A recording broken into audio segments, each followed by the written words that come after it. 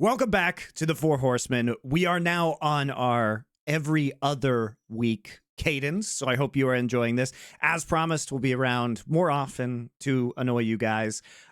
We did our last episode without any guest, as we touched on some of the state of LFN, and the episode before that we did with Jason Lake, who is the CEO and owner of Complexity. And joining us for the first time is G2's CEO, Stilgar, aka Alban Deschalot. Stilgar, whenever Caps plays, do you find yourself shouting Lisan Al Gaib? Yeah, and no Oriana. That's the two things that I think of. Yeah. Yeah, I mean, Caps is the thing. It's like Ilya for CS, these are the kind of players that we cheer for. To be fair, Stilgar was one of the leaders of the Fremen. And I'll tell you what, right now, G2, incredibly free men. Yeah. Just watch these CS tournaments. He beat me. I was going to say, I was going to say something about having a name like Stilgar, taking that mantle on. It's like it's a hell of a fucking choice to be like the. Yeah, you better be a true believer to do that, Richard. Yeah, exactly. I mean, it's funny because a lot of people started to talk about it when the movie came out, and so like, wait. Is that you're telling me, Stilgar? I used to have the alias Thorin. Yeah. It was just a cool name for a while, and then they fucking had to make some movies and ruin it all. Now I can't get my name on any website. I mean, some of the other characters were already taken on League of Legends, so I had to find another one. And now I said I chose it, of course, because it's kind of like the old dude that enable the talents to do what they need to do. So I think it's a cool role for a CEO in G2 to absolutely enable some talents to become the best version of themselves. I like it. And if you want to be the best version, I like the MonteCristo one too. Like MonteCristo, learning that doesn't serve your purpose to be revengeful, because at the end the love of your life is gone forever. I think it's good. It's a good choice. Yeah, but you actually, you derailed my segment. Yeah, exactly. See, the thing is about that, you are correct. I can tell you've actually read the book and understand the story, because there isn't a happy ending. Unfortunately, Alban, I named myself this to remind myself about that ending, because I am a bitter and vengeful person. And so I can't even escape from that, really. So I'm inevitably heading down the exact same, trajectory as the Count, where perhaps I will eventually realize that. But instead, I'm still 10 years later, very, very angry at Riot, and that will just never change. And it's fine. Anyway, feedback is a gift, As we were about to say, as Alban definitely said, when it comes to making yourself your best self, you can look at Into the AM. Hooray! Because Into the AM, of course, they have been sponsoring us for a long time now, and they do delightful men's apparel, as you guys know. And become your best self by heading on over to intotheam.com/LFN. And you too can enjoy all of the men's apparel, from workwear like chinos and button-up shirts to graphic tees like I'm wearing right now. All kinds of options, basics, men's basics, unbranded tank tops, unbranded t-shirts, whatever you want. They probably have it. Workout clothes. They've been an amazing partner for us.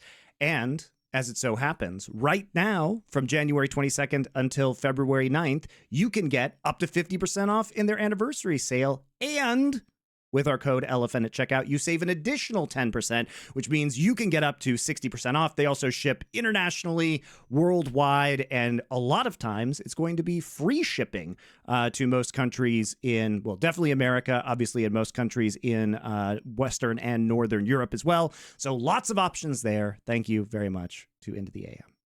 So I did want to discuss right off the bat. We'll start with a happy topic, which is LEC viewership, because as we discuss here in the State of League of Legends episode, some regions, LTA, may have fallen in terms of viewership by, some might say, 2/3 since their peak. Now, other regions, such as LEC, formerly the EU LCS, was struggling in North America's shadow.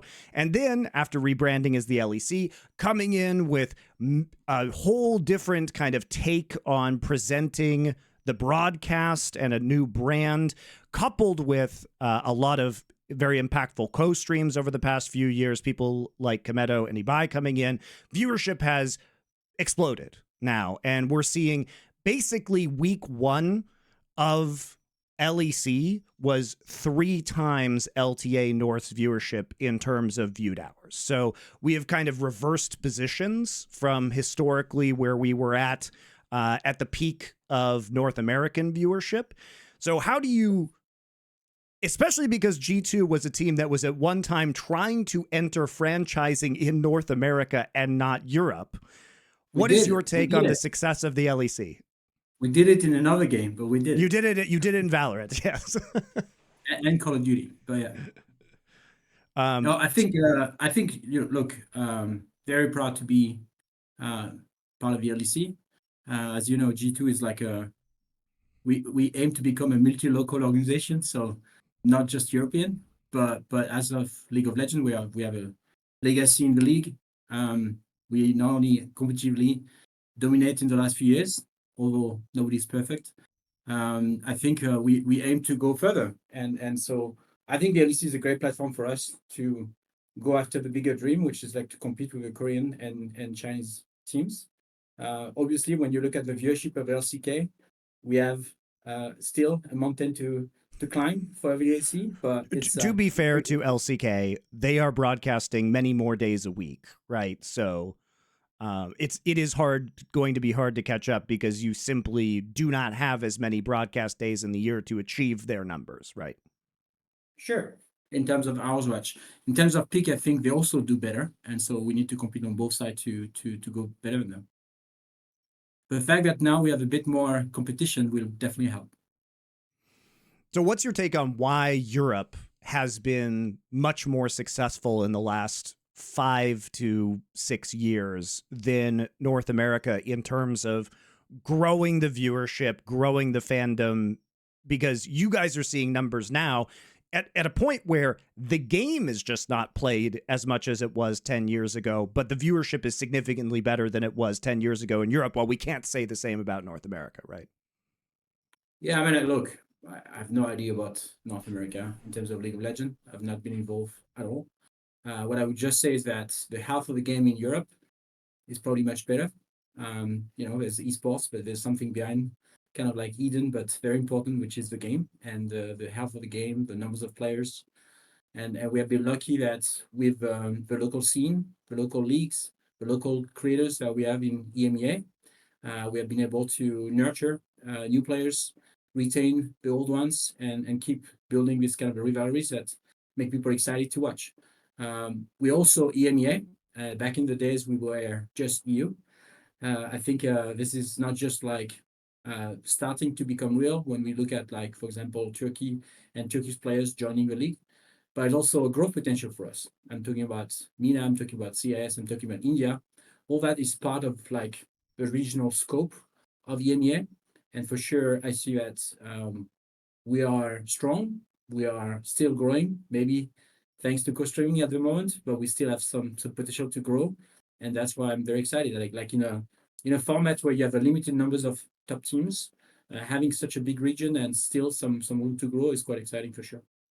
I've got an underrated angle that I've never heard anyone bring up, which is if you understand in pop music how they actually pivoted the whole industry when you came to streaming and stuff, was obviously they need people who, you can't just put out good music. You have to have a chart topper, and then it has to go into a tour where people come and see you. So you need people to be incredibly engaged with the artist. And traditionally, that's only the biggest artists of all time that do that. And by the way, they cost the most money. So what they did instead that was genius, if you don't know, go and look up who started shows like Pop Idol back in the day. It was the music executives. And the whole premise was this: because they knew reality TV was big, they knew if you watch reality TV and you get to know the personalities of these people and you start rooting for someone to win a singing contest, and the people who get to the finals are good at singing anyway, and they have the same exact marketing team behind them writing the hits, etc., then when it comes out the first single. You're not just hearing the first single only. You know that person, you support that person, you cheer for them. So I would say the difference that we've had in Europe that never existed in North America is they had an academy system, but it was incredibly cynical and nobody watched it. It had no authentic viewer base.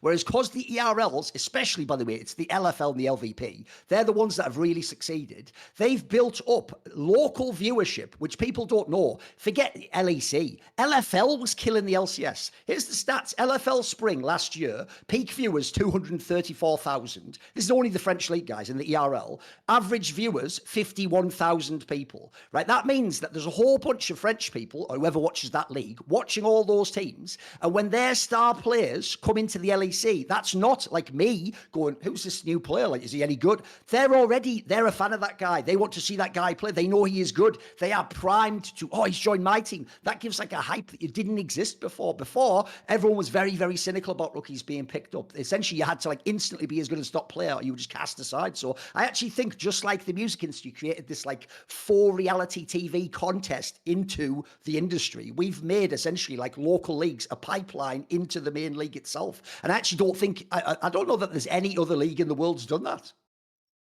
Yeah, I think it's I'm very happy you talk about that, because I think when we created the equivalent of a Super League of League of Legends in Europe, he was creating some reaction, not as negative as for football, but still some reaction, especially when we decided to not qualify some existing team from Spain or Poland or Germany. But what was very important is that at the same time as we restructure the top of the pyramid and create kind of a chance for the top players and the top orgs to compete at international level, I think we also restructure the second tier and give a bit of thought about how to do that.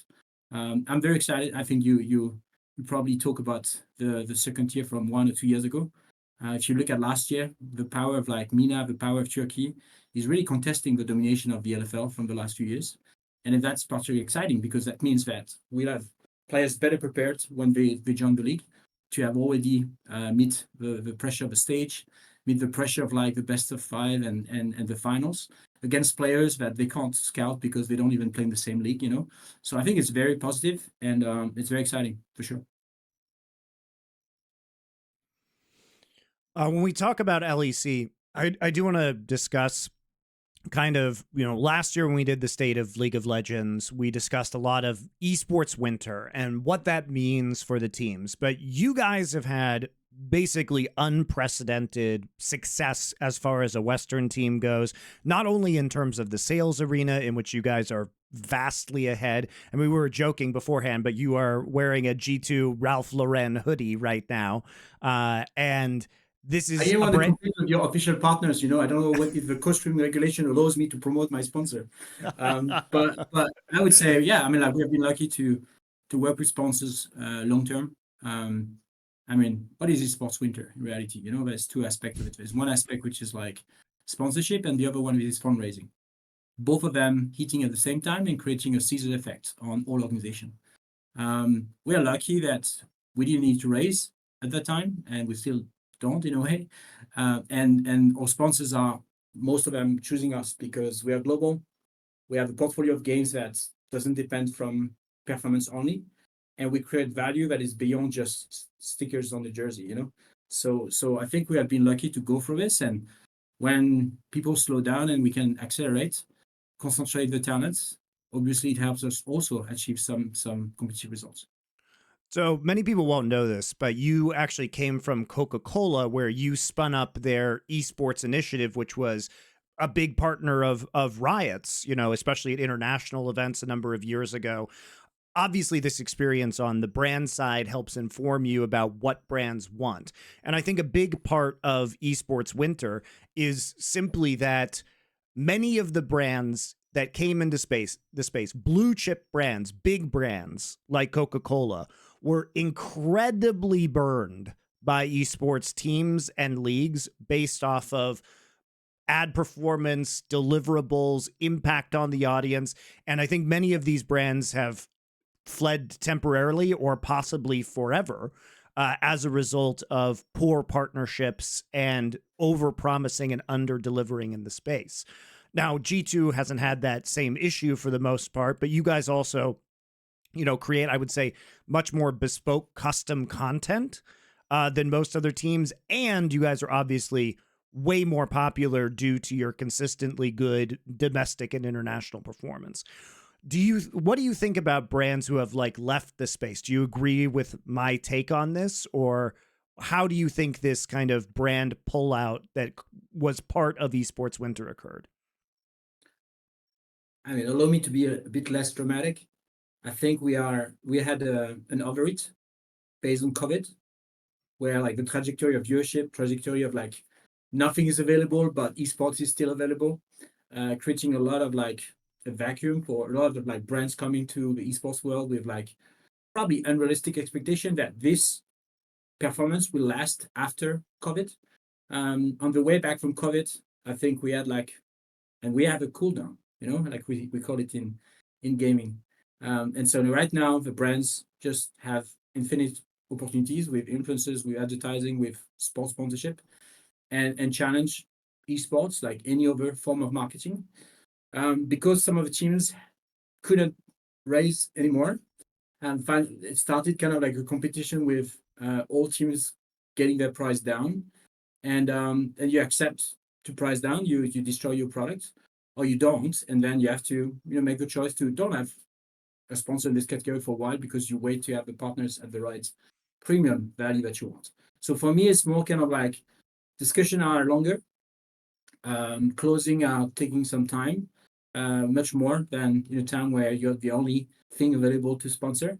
At the same time, if you're a global team, if you have consistent results across all games, if you're able to gather a community across region, not just like your country, and you build platforms, not just stickers, like when you do the academy for MasterCard or collection for Ralph Lauren, or you do parties for Jägermeister, not just logo on the jersey, I think you find your way.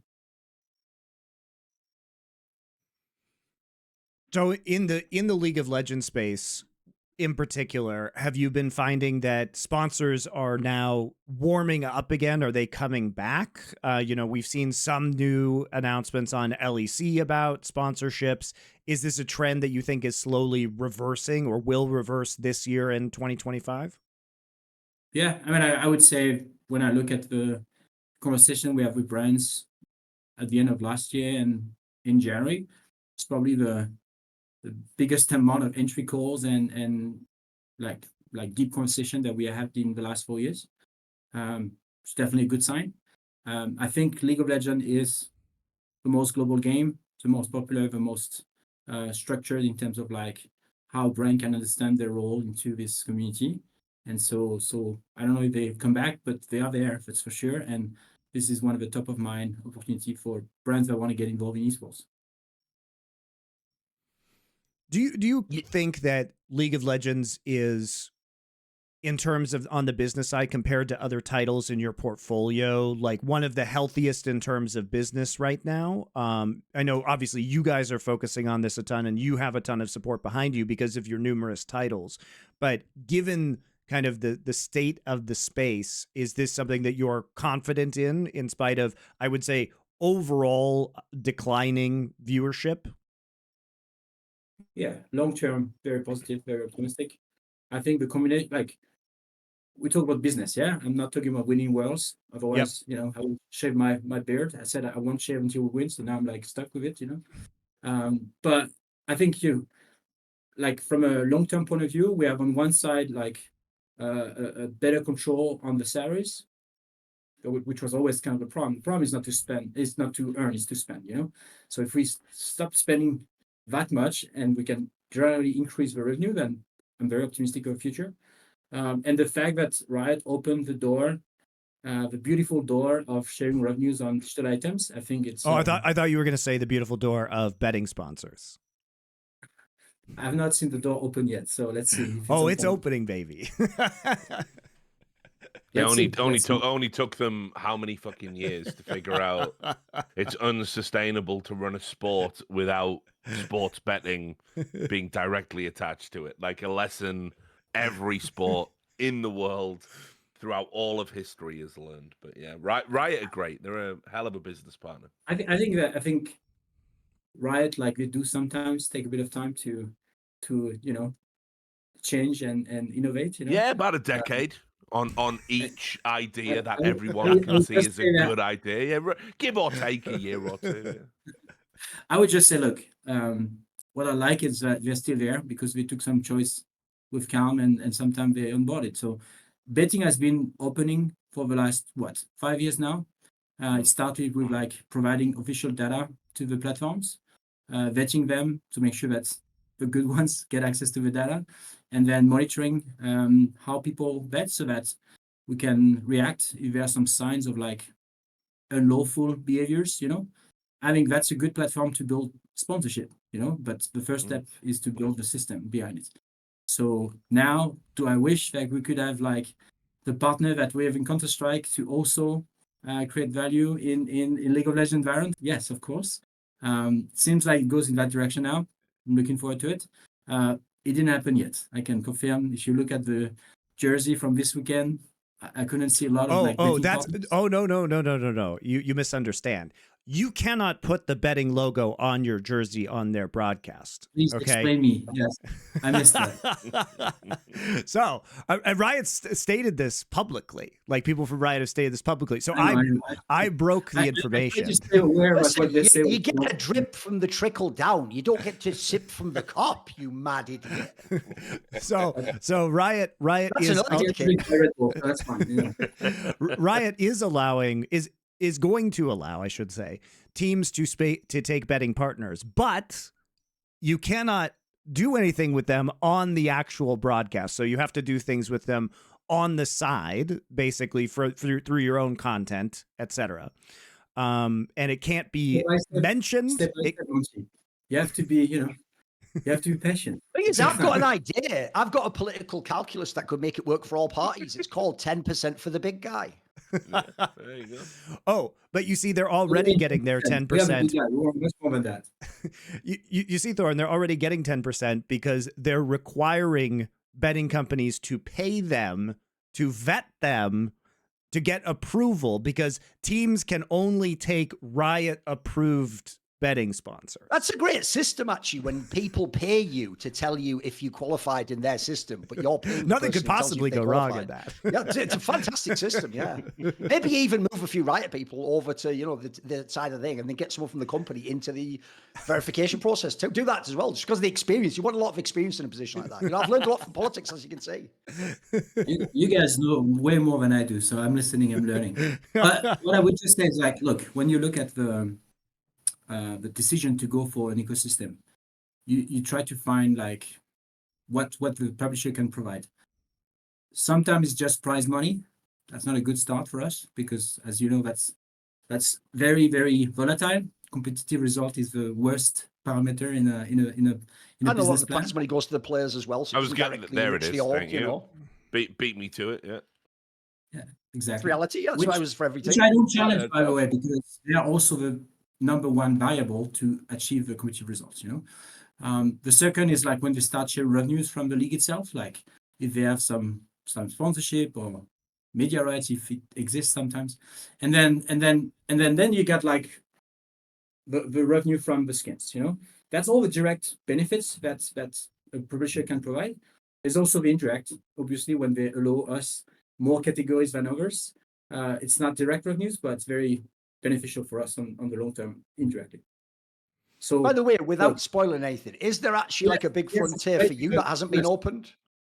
CS is great because they allow all that, and so that's why it's by far the most profitable ecosystem for top teams. The challenge is like to be top teams, it's quite competitive. Then Valorant is interesting because of like the new revenue sharing model on the digital items.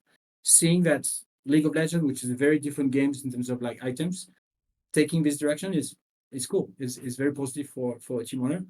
I wish it came faster. I wish they let us know a bit in advance when they change the system. But who am I to dream? I'm just learning. So to Thorin's point, is there a new revenue, a promised land of revenue, the new frontier that you'd like to see open in esports that isn't currently? I mean, right now, for me, for sure, we can see like we don't need to invent We just need to learn faster.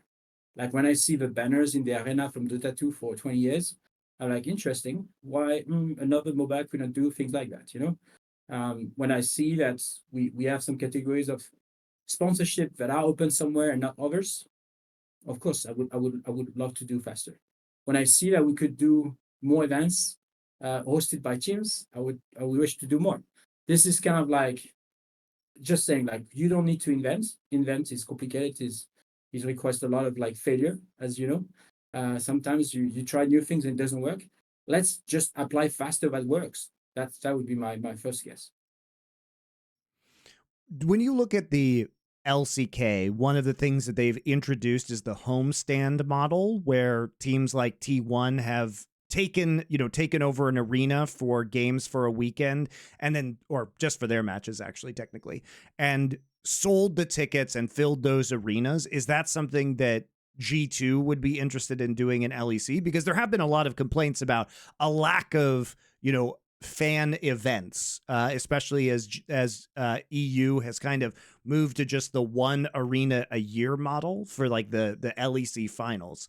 And people talk frequently about, there's too much, in the studio, because surely you guys and teams like Koi and Carmine Corp would be able to potentially hold massive events. We talk a lot about that with Kamel, with Joe, with like the people from T1, KC. I think it's absolutely a great avenue. I wish Riot and the LEC will follow on that and give more opportunities to team. Might come. We don't know. They mentioned it a bit at the end of the year that they were considering. So let's see. The question you ask is, will G2 do it? I'm not sure, to be fair. I think we're going to be a great guest for all these events because we are kind of like the second favorite team from every region in the world. But where would be the local base of G2 is one of the questions we have. We are very strong. Our number one market right now in terms of fan base is the US. After that's probably Germany, Spain, Poland, Germany, France. We are super strong in China, as the people of CS have seen recently. So I don't think we have a home, and I don't think we want to have a home. We probably would do more kind of like what the Premier League team did a few years ago, to use this event to expand in new regions, kind of like more on the tour than playing at home. That would be kind of my guess. But definitely, we need more live events.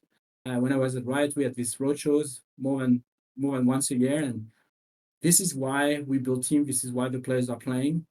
They want to be in front of their fans, not just in front of the studio. So more events is always good. We just need to find the right model to make it sustainable for who is hosting the event. This episode of the Four Horsemen is brought to you by AG1.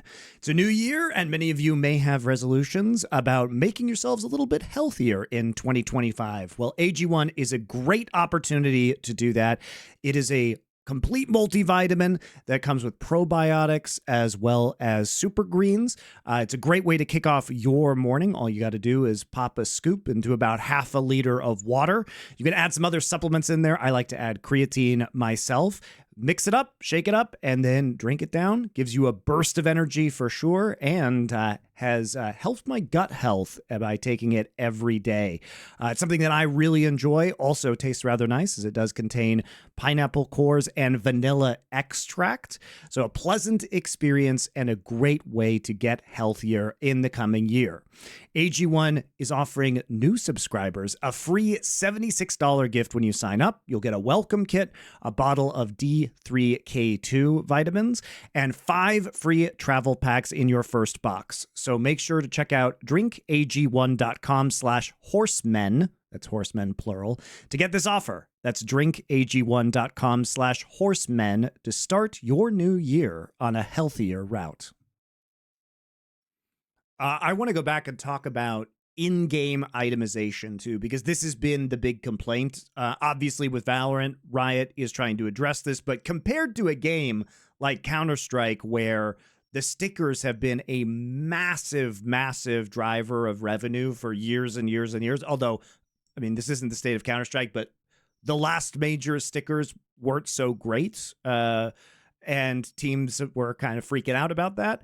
But the last major aside, it has been for many years the major driver of revenue, and Riot has been very, very slow to implement team-based items. And their latest attempt that they trumpeted to the high heavens ended up being a pretty pathetic failure, because the in-game emotes are both stupid and didn't generate any revenue per unit sold. And certainly, even with the numbers we know, with Carmine Corp reaching the very top of that, it was like the expectation is, how many of these do you even have to sell to make 100K? It was like 125,000 of these emotes. And then how much does 100K really mean in the, each of your players is making way more than that individually. So how can it possibly make a dent? Whereas if you go to a CS major and you're selling a bunch of stickers, you could make $1 million, maybe $2 million from that, right? So what would you like to see Riot do in terms of in-game sales? Because the attempts in League of Legends have been very poor. I predict he'll disagree and have a glass half full approach to this. I'm going to take a sip now, just in case,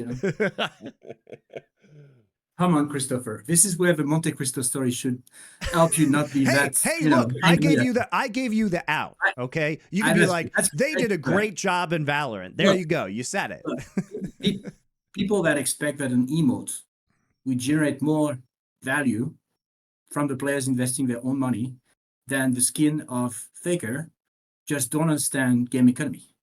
I'm just going to say that. Oh, so we need loads more Faker skins. You've nailed it, mate. Yeah, well done. That's a very bold stance. That's a very bold stance against Riot. They've only made one skin like that for one player ever, and he had to win like 1 billion world championships. So now, let's one by one, okay? You had a lot of points, okay?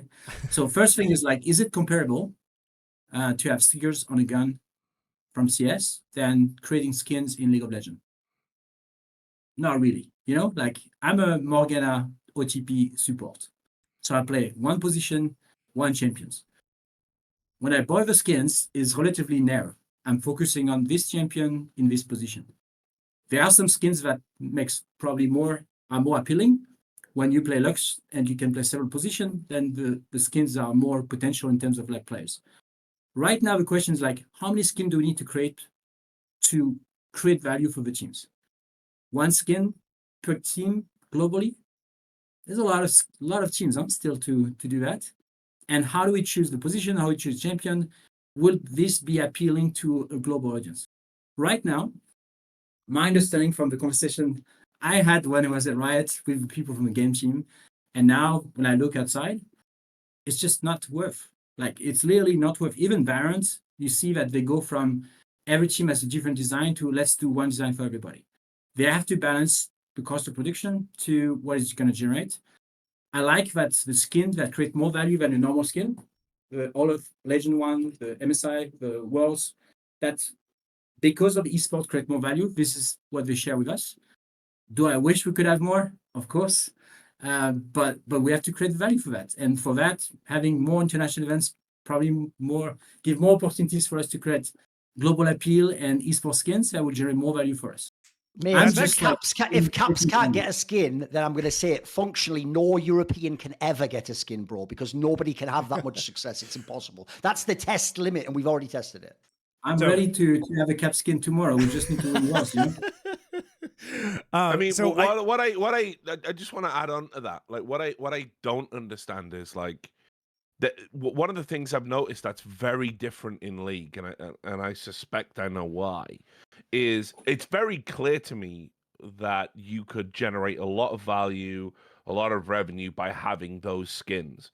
And in CS, we don't necessarily have those, but we do have the stickers and everything. I'm sure you're familiar with the sticker money and the revenue that's generated from it. Yeah, so, I figured. So it's we've already got within esports a proof of concept of how that rising tide can raise all ships, and Valve have obviously created these tiers of capsules. So if you're an elite level team and you're all together, it doesn't matter that if that elite level team is more popular than that, you're all going to get the same amount from what the capsule sells. You're all in there together. You look over at Riot Games and how unexplored making these types of skins, doing these types of packages actually is for all of the participatory teams in their ecosystem. And yet every time I hear one of the managers or executives of one of these teams talk about it, they kind of talk like they have to earn the stickers. It's like, no, bro, like you by virtue of your brand participating in Riot's league, as we've already proven with the viewership numbers, and we all know G2 and like Mad Lions or whatever it was like the most popular game by a country mile in any competitive League of Legends game outside of LCK. It's like you're already offering that value. They should be coming to you and saying, you know what? We want to put a skin of you in the game because we think it's going to make us all a ton of money. And yet the executives just sit there and go, maybe we can earn Riot's favor some other way. It's like, you're so cuckolded, man. It's like so fucking crazy to me. Like, there's an obvious reason why, though, Richard. I don't know Like, how it's much you heard about. problem. I don't know if you heard about the owners' conference where the CEOs of teams are meeting with Riot. I would not say that we are, apologizing and thanking Riot and not asking anything. That's not true. The reality is that Riot has been good to us. Look, I would say if that wasn't true, I'd be talking to a different guy right now, but keep going. so look, we received some stipend for a few years. Then we received some revenue sharing from the league revenues. After the choice not to go for media rights, it became more kind of like minimum guarantee for a while. And now it's transforming into something else where for the first time they opened the door for revenue sharing on digital goods. I prefer to share revenue on digital goods from the game long term than receiving revenues from the league. Period. Yeah, of course. And I strongly believe that revenue sharing on digital items is better than media rights long term. I come from traditional sports. I see how the big titles about media rights battles are killing the sports long term. Every time a sports go on an exclusive platform behind a paywall, you cut yourself from your fans on the long term because you exclude some fans to see your sports. So for me, to be partnered with a publisher that says, okay, we want to be free to watch. We even opened the door of co-streaming. So now any language, any style, if you prefer Keisha screaming or if you prefer Kedro doing what Kedro does, free to you to decide how you want to watch it, And I think that means they try to grow the sports. Of course they do, because that's their business. They own the game itself. But they grow the sports, which for me long-term has more value than, splitting the little money we could get from platforms. So that's the first thing. And for them to make this choice, for me, makes sense. When you're right, when they focus on the game. And to now have a business model that is linked to what is 100 times, 1,000 times bigger, which is the game business versus the esports business, I'm very optimistic. Now, do we ask for more items? Of course. Do we ask for more shares? Of course. And it's kind of a conversation that works in cycle. We probably have a cycle of like 2 to 3 years now that just started. And we're going to try to improve it for the next cycle, like we do for every game. There are some publisher that use cycle to go in the wrong direction, and then you quit the sports, Like that's the beauty of being an org that is present in multiple games. Every cycle, you ask yourself, okay, is it a good place for us to invest, to build a roster, to compete? If it's like prize money and we have to upfront all the cost of like facility, coaching staff, players, travel, everything, and if we don't win, we lose $500,000, sometimes you decide to quit. And we don't have one game. We don't have one sports. We're not a football club that has one city, one country, one stadium, one sports. And if it doesn't work in this one, if the media rights goes down, they're fine. No, we have the ultimate responsibility and chance to choose if we stay or not, if we invest or not. And when you reach a certain level where your fans see the bigger picture of not just one game, not just one roster, not just one player, you have the ultimate choice and competitive responsibility to choose if you stay or not. So I want to go back to something else that you said earlier that I think that people don't understand about the skins, which is that you made a comparison between the skins that were released for MSI and Worlds versus each team having their own skin. And basically, guys, if you don't understand that, it's because when Riot releases at MSI or at Worlds the kind of themed skins for that year that frequently have nothing to do with esports, that a portion of the revenue of those skin lines gets put into the global revenue pool for all League of Legends teams. So you can correct me if I'm wrong, Stilgar, but the majority historically was just the team participating to the events. Yes, which that's what I was about to say. Now it's evolving to split amongst all teams participating in the top leagues, which impact us directly because now we have to split with more teams. But at the same time, they increase the pool. They added more skins and more potential. So the bet is that the two will balance it out. Obviously, it was a bit brutal. So when you have contract with players and this is happening, it's like for us, it's like roughly probably 600 to 800K less in a good year. So it's a big impact, even for a big team like us. Then you have to adapt your cost and your rosters and your contract to fit what is the new reality of the business. Does that include the fact, because the other thing you mentioned is that with the new international event, First Stand, coming up, now there's going to be potentially a new opportunity to create skins that are sold during that event, which will then also impact you guys as well. So is that also going to make up that difference to a certain degree? I mean, the biggest thing is if you look at the game economy of League of Legends, an emote is probably the smallest thing. Then you have the ward, then you have like a skin, then you have a bundle, and then you have like this full chapter. Like when they create like the All of Legend moment in the game, that takes 1 month and a half. And then you have like multiple ways to engage with like Game Pass and then acceleration of Game Pass and then dedicated skins. It's a big piece, it's a deliberate choice from Riot to say, we want to support esports. We're going to create like this moment in the year that will dedicate to one side, commemorate the best players in the world, hopefully cap soon, and at the same time create like something that we can share with the teams. So that's ultimate. Second is probably the World's moments because it's like one skin and some additional bundles. MSI, I think, is 1 or 2 skin, and I hope the first event will have also a package. I hope we'll have more emotes because why complaining about the emotes? I don't get it. We have never been told we're gonna get emotes. We get emotes on top of everything. It's like because they're shit, man. They're shit. They give you something on top, and you complain about the on top. Completely fucking a worthless token gesture. I mean,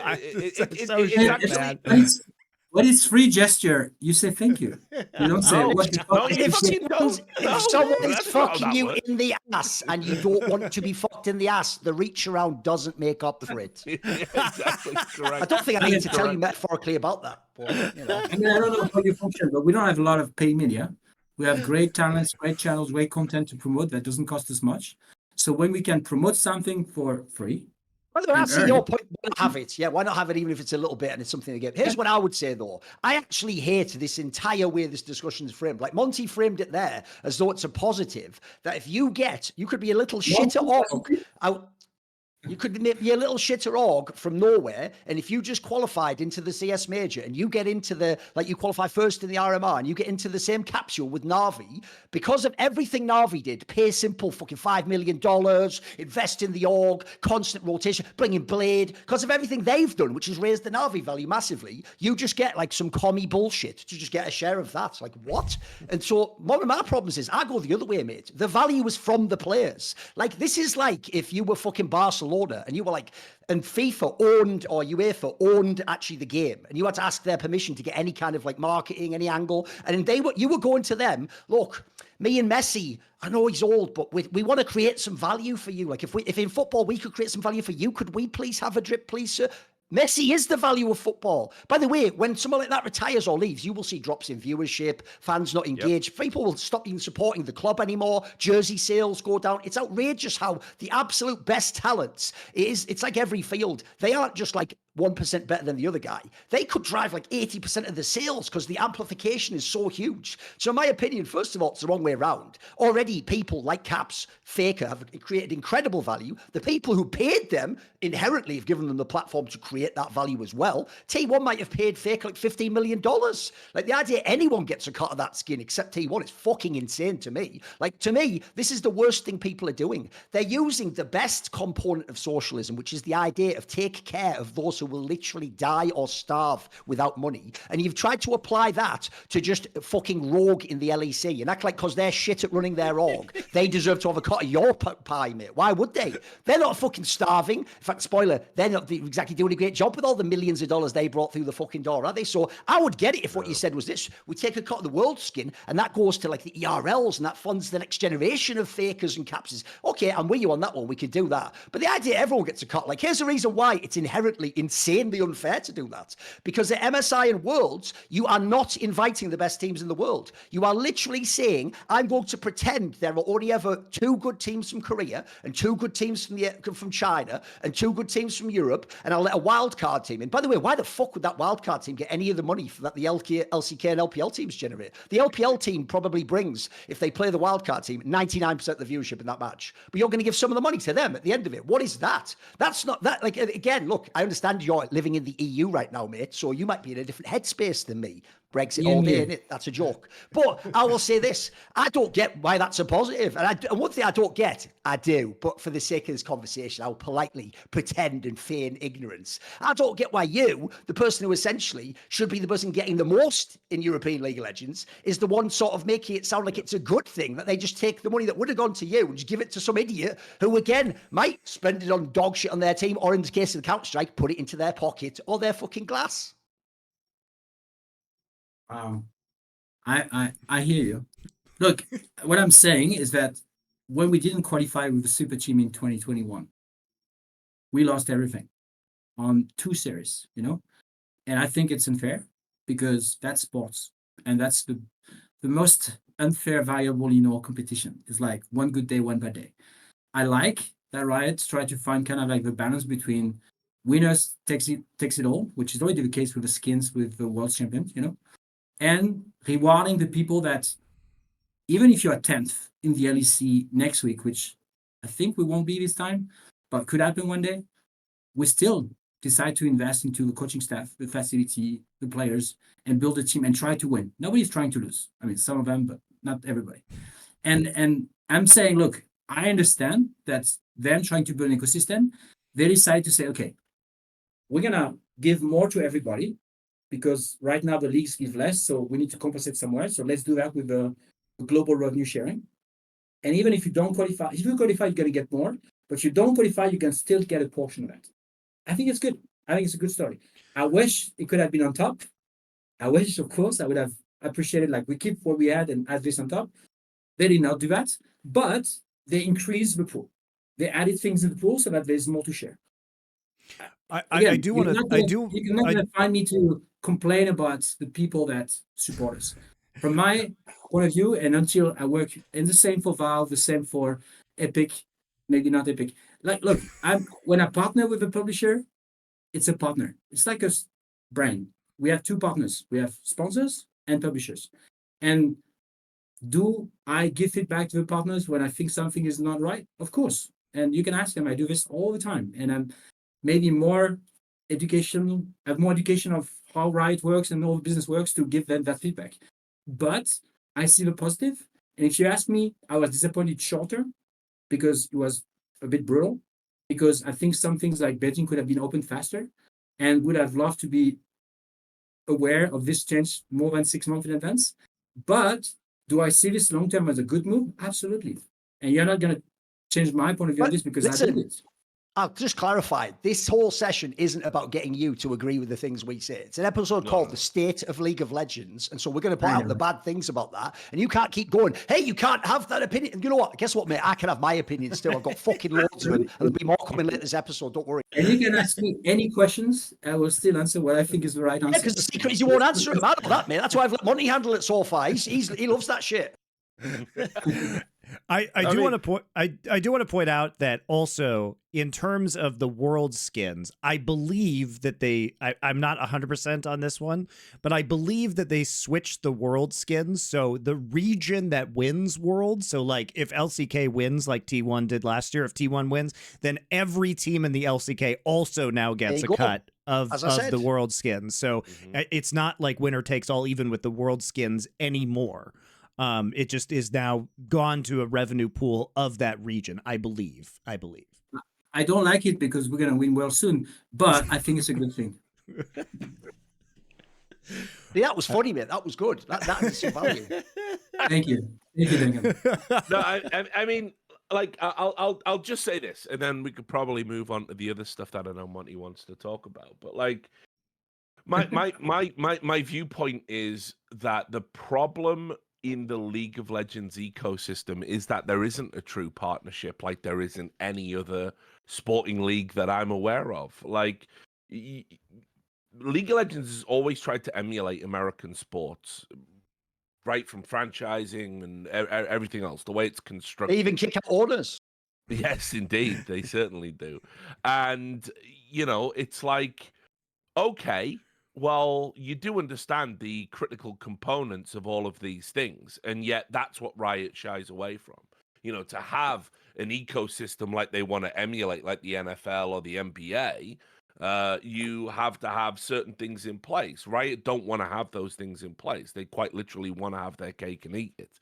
And so when you say, oh, you know, develop, like, we only have two types of partners, we have sponsors and developers, you're not a partner with Riot Games. You're a serf.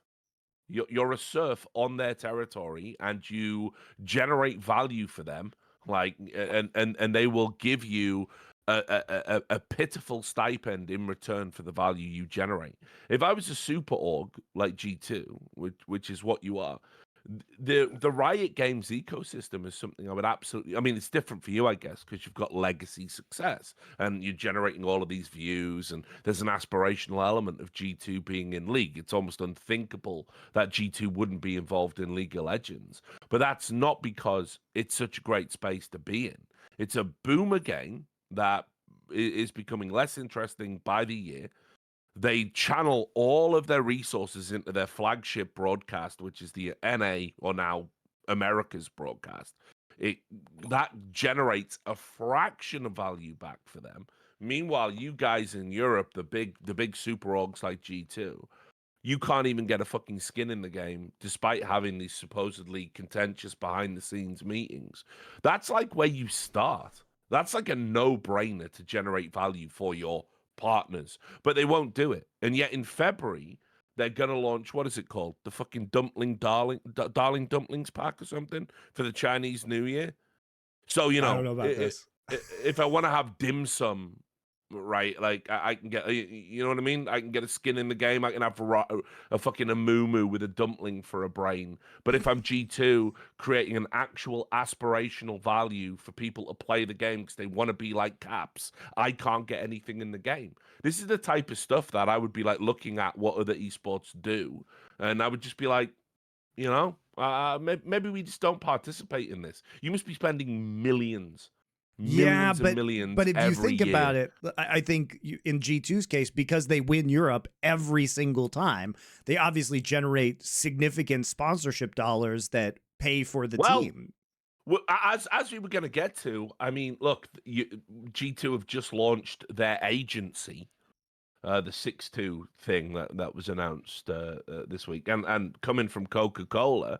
I shouldn't need to tell you. Like, I mean, I heard a great anecdote, which was when Coca-Cola was initially negotiating the sponsorship, Riot fucked it up by not wanting to do any activations because they didn't want it to be too oppressive on the broadcast. And a Coca-Cola executive turned around to Riot and go, you do know we're a bigger brand than you. So what benefit do we get from having a logo on your stream? We're Coca-Cola. It's the most recognizable brand on planet Earth. And so that's where Riot's headspace is at. We didn't say that this way. Listen. Right. My sources are my sources, and I'm pretty sure that's by the way, that it's a for realistic someone, anecdote. I'm pretty sure in the audience watching, I'll just very quickly say this. I don't actually expect you, Stilgar, to have edgy takes on a lot of these topics. In fact, as Richard sort of implied, the elephant in the room is if you did, the joke is you wouldn't be here on the next episode for G2, and also G2 would be in deep shit with Riot. There is no upside to saying the Emperor's arse naked. Instead, you have to go, well, you know, maybe nudism is sort of the way you begin to develop the appearance of fashion, and is not beauty an element that comes from nature, and then later we adorn it with clothing. And Riot has a future idea to have clothing. They've got one set of clothing so far. Faker wears it, the Prince Regent, as it were. And soon, one day, we are promised that young Caps may himself become the Messiah and earn himself a little tunic. But I get that, mate. I get that you can't come out and bang on them. I'm just saying, you know, be a bit creative with how you manage the angle when you address Richard's thing. We can't just go, well, yes, that is a shame, I hear you, but here's something totally different. I mean, look, what do you think on the Coca-Cola? I think that's an interesting angle.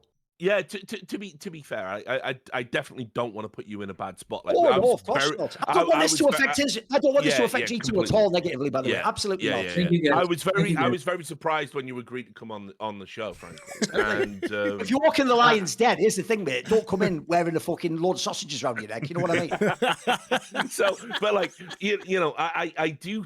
It's just staggering to me. It's staggering to me that now in 2025, when we have all these data points that actually show how these things work, Riot Games are still in the Mark Merrill headspace of we're giving you all careers. Like, I'm of the belief if G2 simply stopped having a League of Legends team and walked away from League of Legends, I think not only would you be fine, I think actually there might be a profit margin increase for your organization.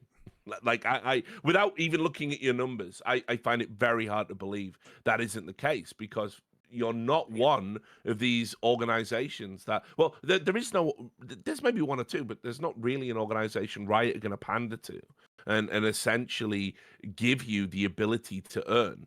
I mean, the Faker skin, that would have just, again, like, I don't want to harp on about it. If I'm a team owner and I'm watching that, and I'm like, okay, you've leveraged the player widely regarded as the greatest player to ever touch your property. Someone, by the way, who notoriously doesn't use skins in a game.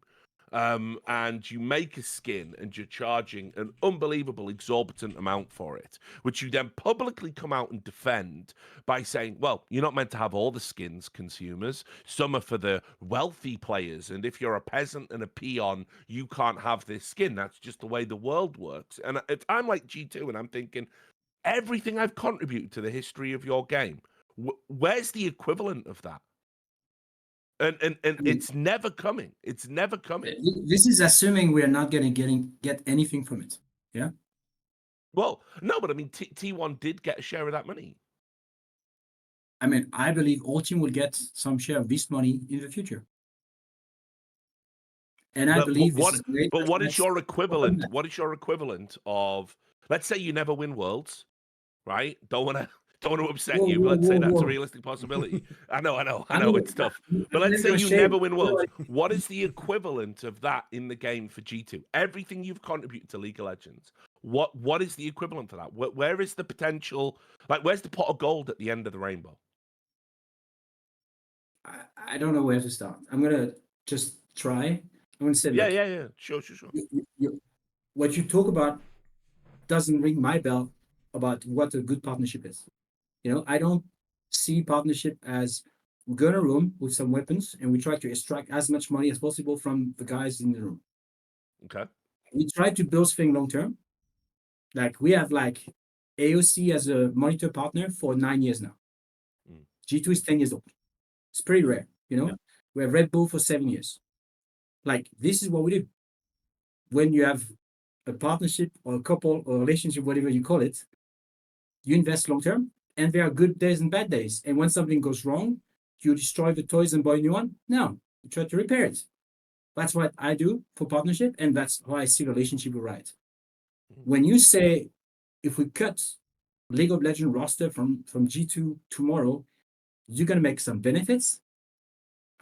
I disagree, but it's fine, because as Duncan says, we are here to disagree. I think our fans will be very disappointed. And I think anything we do at G2, end of the day, is how much a fan care about it, how much fans engage about it, and how much they want to support us versus the other fans. When we make the tough decision to let go legend of a club like Miki Jankos, it's a tough equation. Like we're like, okay, we know we love him. We have some belief in terms of performance of the rosters collectively and individually. I'm not going to go in details. We make a trade-off. We're like, okay, we think that if you give or take 1 or 2 or 3 years ahead, this change is necessary. And then you know you're going to lose short term, but you think you're going to make it on the long term. That's exactly the same kind of thing you do with Riot. Oh, Riot, this is Faker. Why is not Skumont or BB? First, because you want a bit more championship than them. Second, because maybe if you want to launch something new like that, you have to go with your best chance. I hope they're going to pick a ADC from China for the next one, because again, that's probably the best chance they have for the second one. And if it's a success every year that this Hall of Legend is a thing and that more players are getting in, if some of this money goes to the org and the players, but also the ecosystem as a whole, which is us, I like it. Like for me, it's like saying this is crap because we could have it, and if we have it, we don't have it. It's not my mentality for sure. Yeah, I just wonder when. That would be the thing that would be keeping me up at night. It's already there. Because this is contributing to the pool that will be shared with us. It's literally Reaganomics, but you keep going, mate. It's mega. Reaganomics. But yeah, it's just like I don't know. Like if I was a team owner, like, and I was looking at the various ecosystems across all of the games, it does seem to me that you're a unique proposition within League of Legends. You're the we are one... not. Everyone is equal, Richard. We all bring the value, and it is a family. When we are behind the scenes, we're having drinks. I'm not having the bigger drink. He has a little drink too, and a little you biscuit. are unquestionably the big swinging dick in European League of Legends. Like, no question about it. And it's like, look, I might not like it sometimes when organizations that recognize their power and influence, they leverage it. But, you know, we've seen this multiple times where, like, again, in Counter-Strike, the partnered league system, there was a lot of pressure put on, you know, certain TOs to offer value back, or maybe we don't, maybe we only play in ESL, or maybe we don't play in Blast or Face It or whatever it might have been historically. And yet there just seems to be absolutely zero pushback whatsoever in this one particular ecosystem. And it's crazy. It's crazy to me. I disagree. That's fine. But look, the previous model was whoever you are in the LEC, you get a fixed amount. At the beginning, it was a percentage of the revenue of the league, then become a fixed amount agreed on some years. Now, less than 50% would be equal. 50% and more will be balanced based on fandom, competitive result, and what you can hunt, which is like some of the emotes and other things. It's better. It's just it's better for you. Richard, basically, here's what they're saying. I think I'm actually an expert because I was someone who was born quite literally without some of the faculties to naturally pick up on what people mean by things. I've become an expert in understanding what people are saying, whether I agree or not. So here's what the two people are saying, talking past each other. Richard is saying all this stuff now is just a token gesture. And in fact, you could even imply the token gesture is actually a way of denying someone from doing the thing you could already do now, today, and should have done last year, and 5 years earlier, 10 years earlier. We could be a way better. But even if we ignore that, you could still do it today. But instead, they're just going, no, you only go forward one step. You don't ever get to go forwards 5 steps, even if we know you could go forwards 5 steps. Your argument is we didn't have any steps before. We went half a step. Now we've gone a full step. We're about to do a second step. That's better than no steps or 1 step. They both can be true, by the way, but they actually aren't even mutually exclusive arguments. Yeah. I think that's a fair summary, actually. I also just want to bring up the fact that. Oh, and by the way, you are absolutely welcome to disagree with like the bigger projection like Richard's making. Obviously, maybe you have a different perspective on that. That's all cool. We're not saying that's wrong. I'm not saying either people's wrong. I think two people talk past each other on that. Yeah, that's fair. I also think in the context of this conversation, we're talking about that it is inconceivable for G2 to leave. They've got the partners, they've got, all the sponsors, they have the players, they have the titles. I would like to remind everybody that TSM did leave, that TSM did the math and said a little bit of a different example, I would say. TSM is one of the most busted brands in all of esports. Sure. I would never put that hate on G2. That's fair. I would never do that. But I mean, look, the notion that you have to be involved in a game because you have a significant portion of your fan base that likes that game. It's like if you never grow past that stage as an esports organization, as I don't think TSM ever truly did. No. I think every game they went into, really, they never gave it the same level of attention and care as they did their League of Legends team. As evidenced by, they fumbled the bag. They had the greatest Counter-Strike core of all time and fucked it up. Wouldn't even tweet when that team was playing, So I think they're very different to G2. G2, for no matter what you want to say and critique them on, every time they sign players, no matter what the roster is, it gets the same level of care and attention. Like that was a culture that was instilled by Carlos in the organization, because Carlos himself was a player that understood the value of media work, and so it is good to see that kind of carry forward in his absence. But I mean, are you saying that Reginald wasn't a player who understood the value of media work? He had so many famous media appearances. Yes, I mean, unfortunately, Reginald pretty wild YouTube videos on his channel too. Yeah. Unfortunately, Reginald was a sort of functional moron in the sense that he certainly understood like what generates clicks, but he never understood like the differences of the type of attention that you get. So not all of it is good, despite what people say. There's no such thing as bad publicity. I mean, Reginald really tested that theory out. But look, I think, broadly speaking, I do agree with what you were saying about like a lot of your fans would be mega disappointed and super sad if you withdrew from League of Legends. But that is for me, that is a short-term problem that you resolve somewhere down the line. I mean, for me, running an MGO now, a multiple gaming organization, just in case people don't know the nomenclature we use behind the scenes when we're all sounding pretentious. The running an MGO for me, it has to always come down to like the bottom line. It can't just be like we're in this game because we're in this game. It's like developers have to nut up. They are sat on a dragon's hoard pile of gold, and they never want to share it. And it's like they barely even acknowledge the presence of these teams. I mean, Valve have got a bit of previous to this. Why is the championship of a major having to have players go onto Twitter and beg for them to get it's just a little sticker, a little logo on their account to say, I won a major, I participated. That should never be happening. It's like, if you care about your esport, you have to reward the orgs that give value to it, the players that give value to it. Riot simply don't do that from where I'm sat. And as I said, obviously, I know you have a very different perspective. You're having these conversations actively with Riot.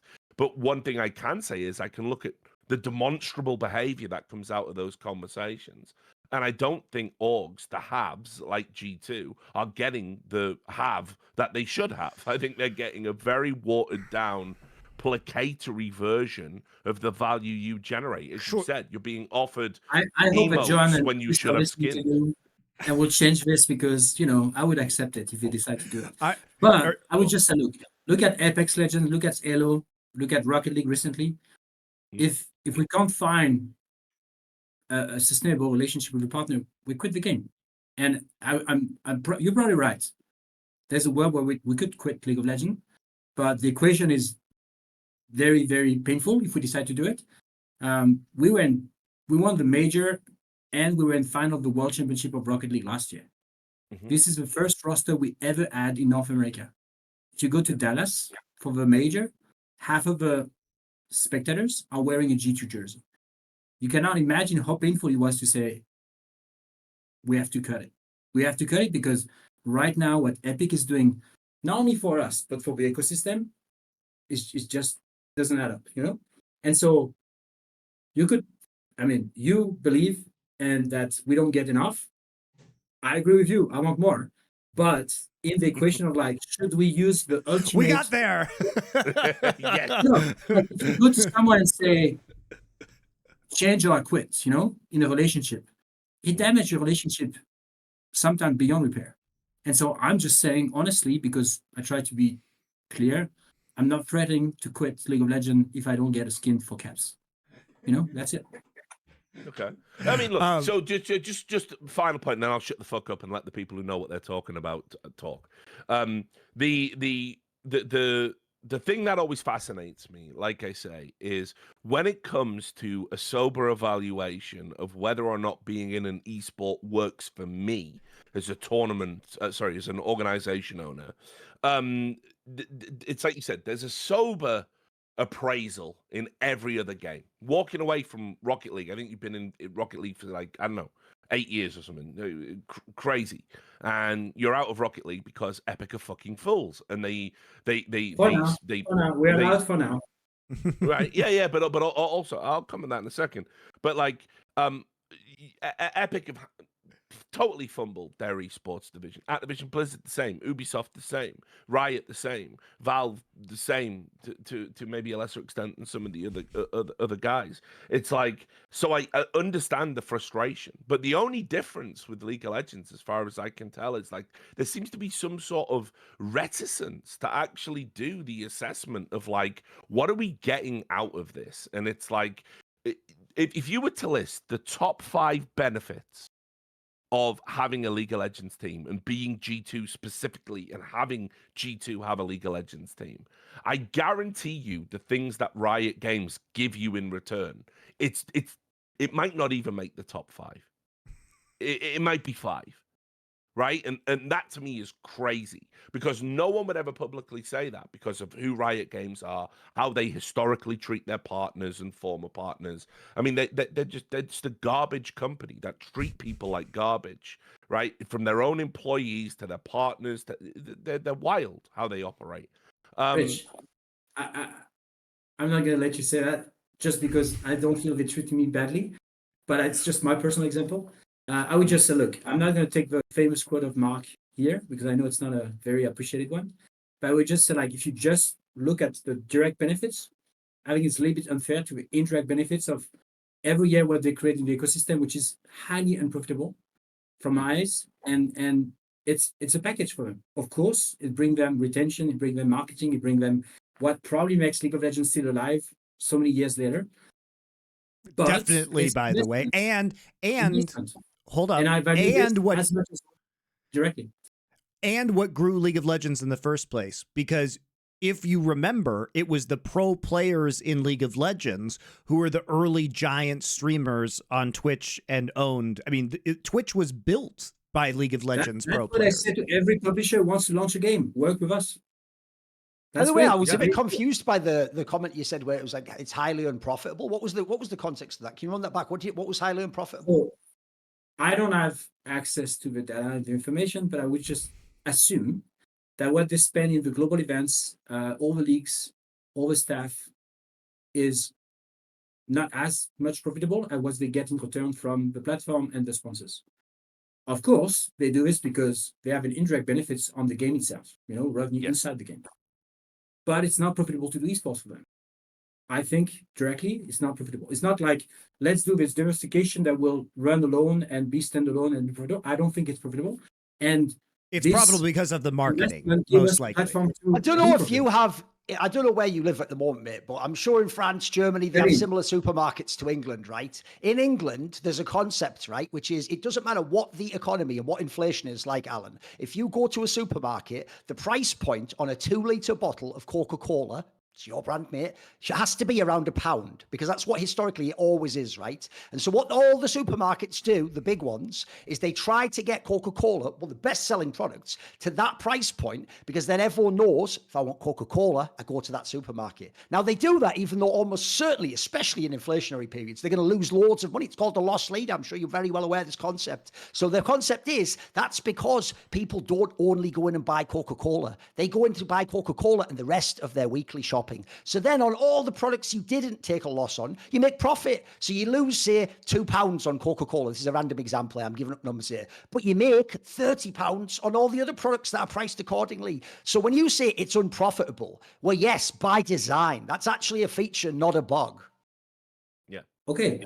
But they could also decide to say, you know what? Take it EFG, take it Blast. I don't take any cost on my side. You have to deal with it. Terms are acceptable. I take that deal tomorrow. I'll snap your hand off. By the way, I'll just say this, right? Yeah. This is one area where, you inside coming, by the way. You have a totally coming.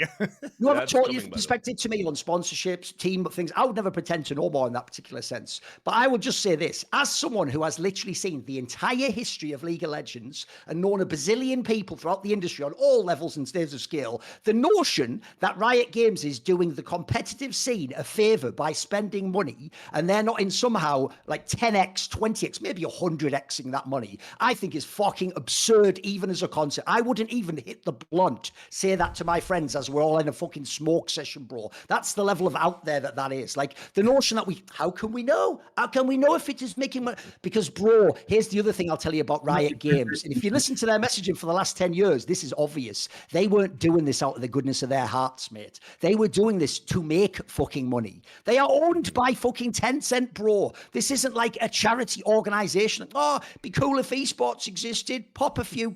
Have a whip round, lads. Let's get them some money. They are absolutely using you as a marketing adjunct of their game. In fact, the stupidest part about the skin discussion is the other elephant in the room is that what really Riot Games says to you is, why the fuck would I make a skin where you get 50%? I'll make a skin where I get 100%. Hey, could your player use my skin? Joke's on you. That's the reality of the industry. So I'm not going to, you're not going to sit there and let him say that about Riot. Well, I'm not going to let you sit here and pretend like we don't know whether fucking League of Legends esports has contributed to the success of a shit Dota clone that was like the 4th best Dota clone. And the joke is, everyone playing it in the early days was even just like, yeah, it's just because it's free. That's why I play it. Like the idea that game would have been around today in 2024 without Faker and Caps and G2 and Perks and fucking all the great players, Uzi, Rookie, all the great players and all the great teams played a massive role, and the tournaments were absolutely a huge part of it. And I agree with you, by the way. You said it like it's a joke. Like, watch out, they might just have to give it to EFG. Mate, that probably is the next cynical one coming. And when that happens, what are you going to do there? Go, oh, thank you, Master, right? At least now you get more of the money. Like, I mean, right, mate, whatever. Yeah, whatever. It's basically like, why wouldn't they give it to EFG if EFG wants to take it? Because then they get all of their marketing for free, and they still have total control. Logically, EFG are the biggest heroes in the history of esports, because I'll guarantee you they're not making a massive multiplier off their esports investment. So they're the biggest heroes of all, because it's massively unprofitable. It just allows them to, check notes, prop up their fucking state. But I mean, that's true. Like, we're gonna have a session on EFG praising, so that's good to hear.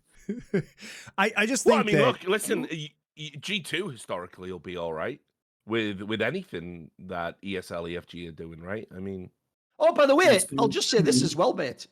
I'll say this as well. You think I'm joking about this because I'm against the Saudis, like philosophically and morally. But I'll tell you a way I personally have said on every single League of Legends show ever since the rumor was that Astralis or Rogue sells to Falcons. If you look at the current model of League of Legends, it would inarguably be a positive thing financially for the Falcons to enter LEC and to bring millions of dollars and to have, think of those two spots, the fucking Astralis spot or the Rogue spot. They would bring way more value to the league. They would put millions and millions of dollars in. Look, they might blow up the economy for you and your players, I don't know, but I tell you what, as an observer, if I just want viewership and the money and the investment to go up, that's actually a good thing. I'd even go the other way and say, aside from the fact maybe they'll just sign your players, imagine that Falcons signing a beloved legendary player from G2 that you can't keep. Never happened, mate. Don't worry about it. Probably just a dream. So I'd say, actually, in theory, if you're about this trickle down thing, you should argue Falcons should come and it'd be a good thing. If you ask Musat from Falcons and Evian from Navi, I'm praising the LEC every single time I meet them, and I'm pushing them to join us because I would love to have Falcons and Navi in the league. I'm not going to say kind of cool. I guess. I guess it's kind of picky misogynist then. I guess. Say it again. Jesus Christ! I said it's kind of picky misogynist. I guess like some women respecters are different to others, which I guess that's just how the industry's going right now. Kind of, it just feels that's just a joke, mate. You can leave that one. Yeah. just a funny little joke. Not a problem. Not across the bow, we call it in English, mate. Don't worry about it. Just let that one go past it. Whizzes by. Don't worry about that. Yeah. On to the next one. On to the next. I do want to. I'm going to do the very rare thing where I actually defend some aspect of Riot right now, which is to go back to the skin discussion. I know it's weird. Which is that I think that the skin problem and the digital goods problems suffer from the same intractable problem that the game has, which is that there's way too much in the game at this point in time, and there are way too many teams involved. And the only thing you could do is, what they did at Worlds 1 year, which is provide like a champion with chromas from the teams that are attending. But it's dog shit. Honestly, it's dog shit. And like, how do you push skins? Yeah. It is. But here's what's funny. There's a meme you'll love on the internet. Look it up. It's about someone having a bike stolen, but the total happiness in the world increasing. It's your worldview, mate. You'll love it. Look it up. It's a really famous meme. I'm in Berlin. We know about bike stealing, That's good. So, Good one. But I think that when you look at League of Legends, the issue with the solving the digital goods problem is very fucking hard because there's 170 characters to give skins to in the game. The genius of Counter-Strike and why Counter-Strike is forever the classic esport, the indestructible esport, the eternal esport, is because I can have a G2 sticker that I put on my gun and I can put it on any gun and it increases in value ostensibly over time as we get further and further from those G2 stickers. Almost as if, by the way, like Riot could be designing some sort of equivalent for that in League of Legends. But you see, Richard, they certainly won't commit the same sin that they did in League of Legends, which is continuing to release new characters until the game is so complicated and confusing and you have 170 different characters that nobody can actually learn the game anymore who's a new player. Well, surely they won't do that. 170 characters, of which at any given time 20 are in the meta at best. So yeah, great game. Usually it's like 70 or 80, but yes, I hear you. They're trying to fix that problem through. I'm sure you have heard they're trying to fix that problem through making 50 champions a game unavailable in a best of 5. Yeah, that's an entirely different story. Why balance the game when you can do that money? Fearless draft with Dylan and Caps. I can't wait. By the way, also, I know this is probably an opinion that will put me. It shows I'm clearly not from League. I actually like the concept of fearless draft. So, God, there it is. Sorry, no, sorry. Richard. Your first opinion. Your first opinion was correct. The first opinion was why don't they balance the game? That's the correct. He literally doesn't watch the game. So what he's saying is he likes the idea of it. You know what? I like the idea of tons of things in the Riot world. The ideas are brilliant. The problem is that tricky thing of like getting them into material reality where the money and the people with the mouths to feed exist. That's the pipeline keeps getting busted. See, Richard, what if I told you that in Fearless Draft we would just never see players play their signature champions ever? Yeah, which by the way, I hate to say it, if that's the case, I mean, what they should do is they should probably make everything except like a grand final fearless draft. That's probably how they should do it. Just change the rules for the final. So Richard, that is the most dog shit opinion of all time. So you get to the final using a different format, and then you play the fuck you, Richard. Yeah. Fuck you. Yeah, listen, because I don't care about the integrity of your game. I don't care. You have to understand, they play League, and then the final they just play Dota 2. Yeah, exactly. I would turn League of Legends into a wacky game show. Fuck your game. So, but honestly, though, fearless draft is a concept. I'm about it. We need to get a bit more, a bit more experimental. I think with like esports that have been around for a long period of time. So I'm totally all right with this. Totally all right with it. I follow you on the idea for you guys. Make fearless draft, but based on skins. You're only allowed to play one chroma of that particular champion in this game. You have to switch to another one. That will increase skin sales. I've just literally solved cut the Gordian. There it is. The calculus. There you go. Problem solved again, boy. Sorry, Alan. We have a tendency to interrupt our guests. Sorry, I'll let you go. No, it's good. It's good. I mean, look, I think fearless draft actually give us a chance to see Caps on Vayne again. So let's see. I think it's actually the opposite. Fearless will enable us some champions that are not meta, but the players are very comfortable with. Look, I agree. For you and for Dylan Falco, your coach, Fearless Draft is fucking amazing. I agree. It's a big G2 enabler. Agreed. All right. I'm going to switch gears now because I do want to talk about co-streaming because that's going to be a bigger and bigger part of the not only League of Legends but esports ecosystem, but it's become particularly important in League of Legends. I would like to first, though, take this opportunity to remind people that Thorin, Richard, and I do a delightful show on the Last Free Nation Culture channel called Foreplay, where we take 4 films. We just kicked off our Sword and Sandals arc with Ben-Hur, and then we talk about those films one a week, so you can watch along with us. And very much intertwined with that is our sponsor ExpressVPN, because Netflix, as you guys may know, has more than 18,000 titles globally, but only about 6,000 of those are available in the US.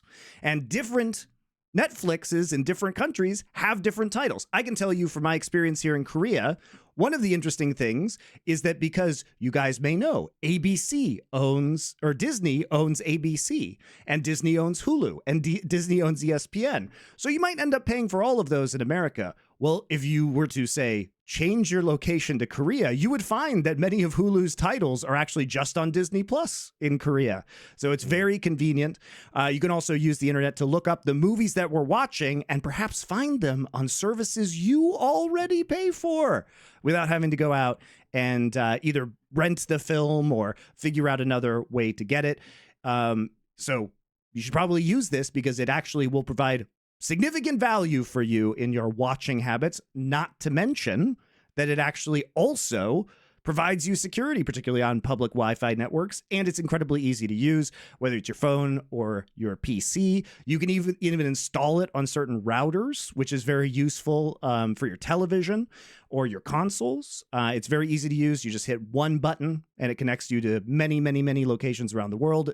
It's been rated #1 by top tech reviewers like CNET and The Verge, and it's super fast. It doesn't really cut into my speeds at all. I have gigabit fiber internet and I've had no issues uploading and downloading. I stream multiple HD streams with it on because the way it works in Korea is I have to use a VPN in order for me to have my VOD saved on Twitch because of the Twitch changes that were made in Korea.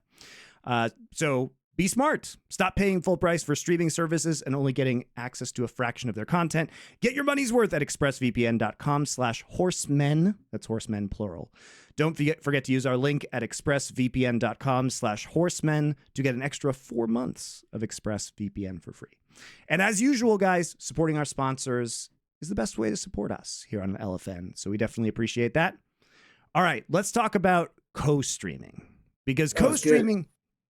See, now we can get spicy Stilgar. We can get spicy Stilgar because he can't be punished by Riot for the things he will say on this topic, right? Never say never, Monty, on that front, by the way. Oh, trust me, I know about random Riot punishments exactly. that have nothing to do with anything. Surely this mere harmless opinion could never get me in trouble. Yeah. But when we discuss co-streaming, it's become a bigger and bigger part of the ecosystem, and LEC was really like the last bastion of no co-streaming, and now the gates. Guess why? Tell me why. I mean, Riot Stilgar was quite vocal against co-streaming. Hell yeah. All right. We got a good conversation now.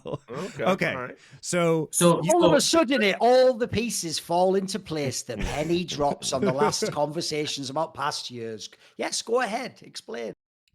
So your takes on co-streaming. The walls have come crumbling down. The situation is very particular. Europe is strong because of the tier 2 leagues.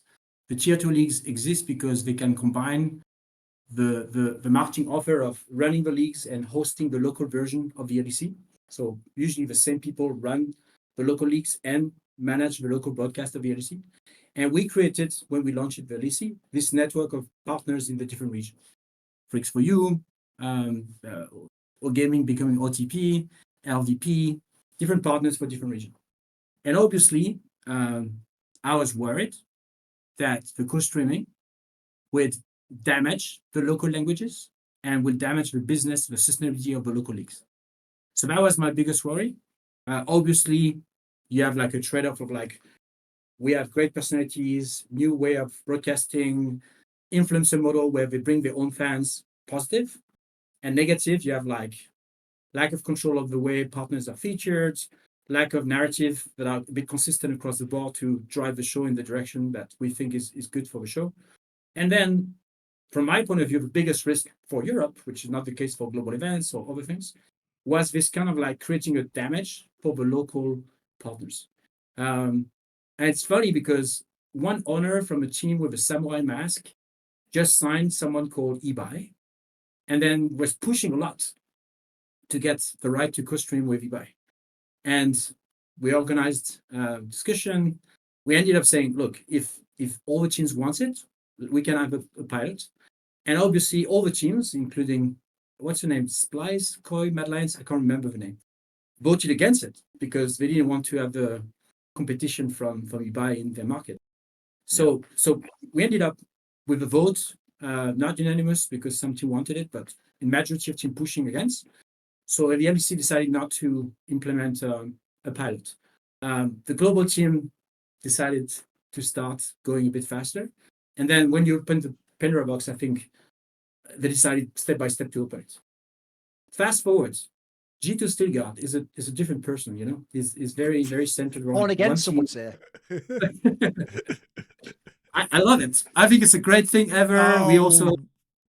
No, I'm just saying. Look, the fact that they give a priority to the teams is good, because now at least we have the leverage to build partnership with creators. If you're not on broadcast and you don't have a license, work with a team and you can get the license to co-stream.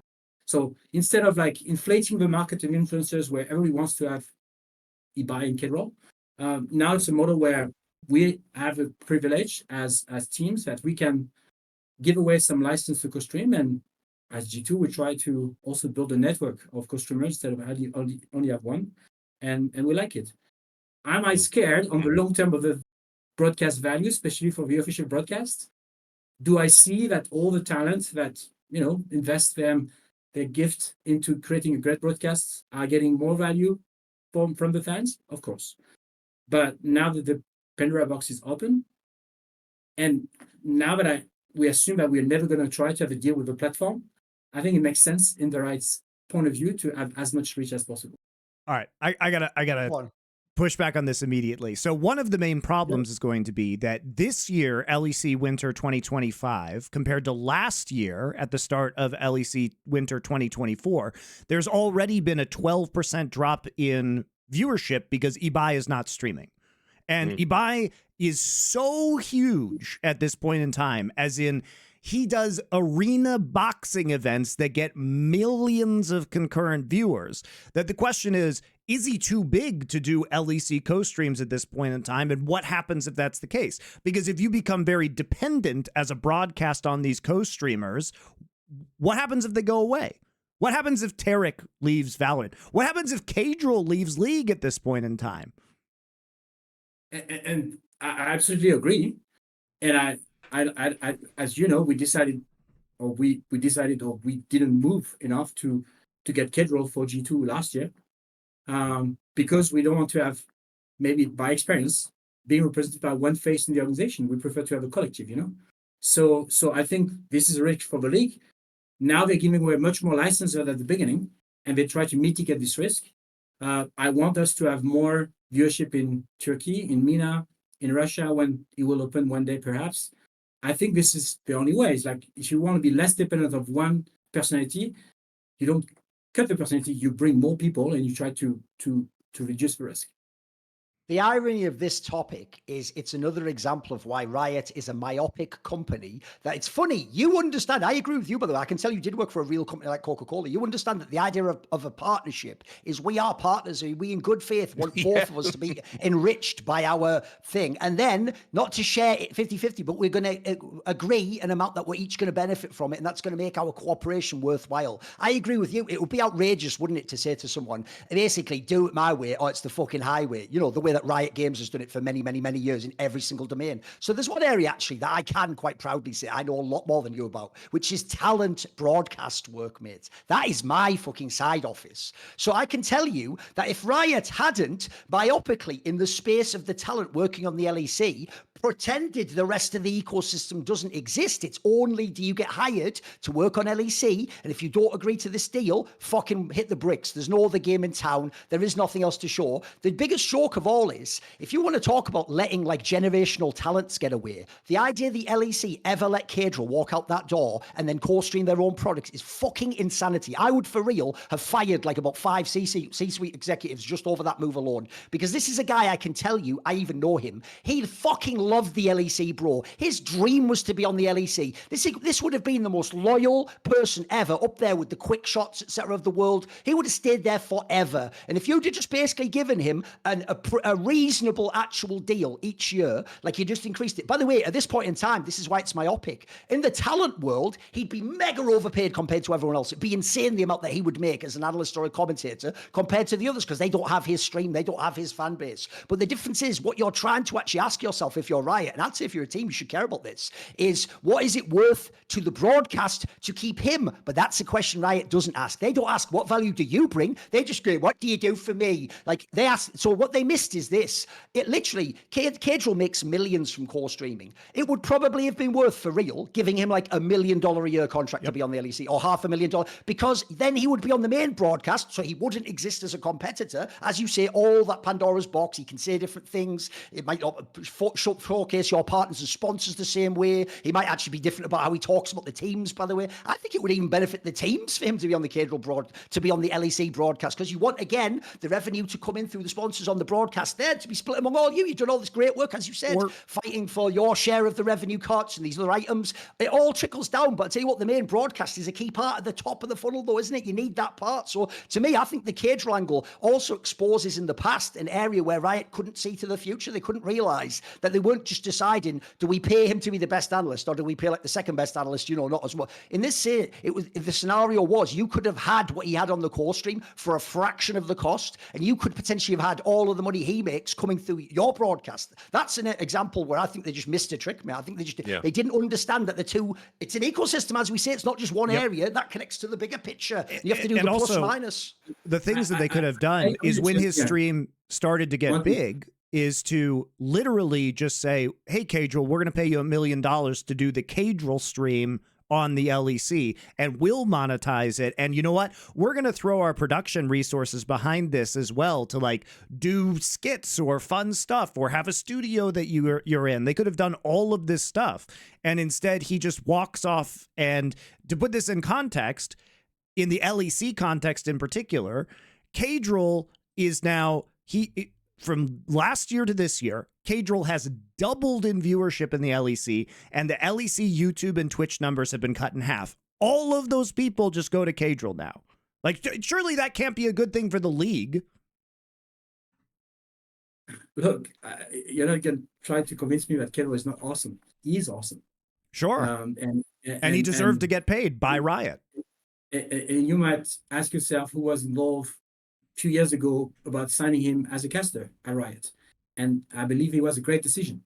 I think he was awesome, and he was not as successful as a player, and become now top of the shit in terms of like casting.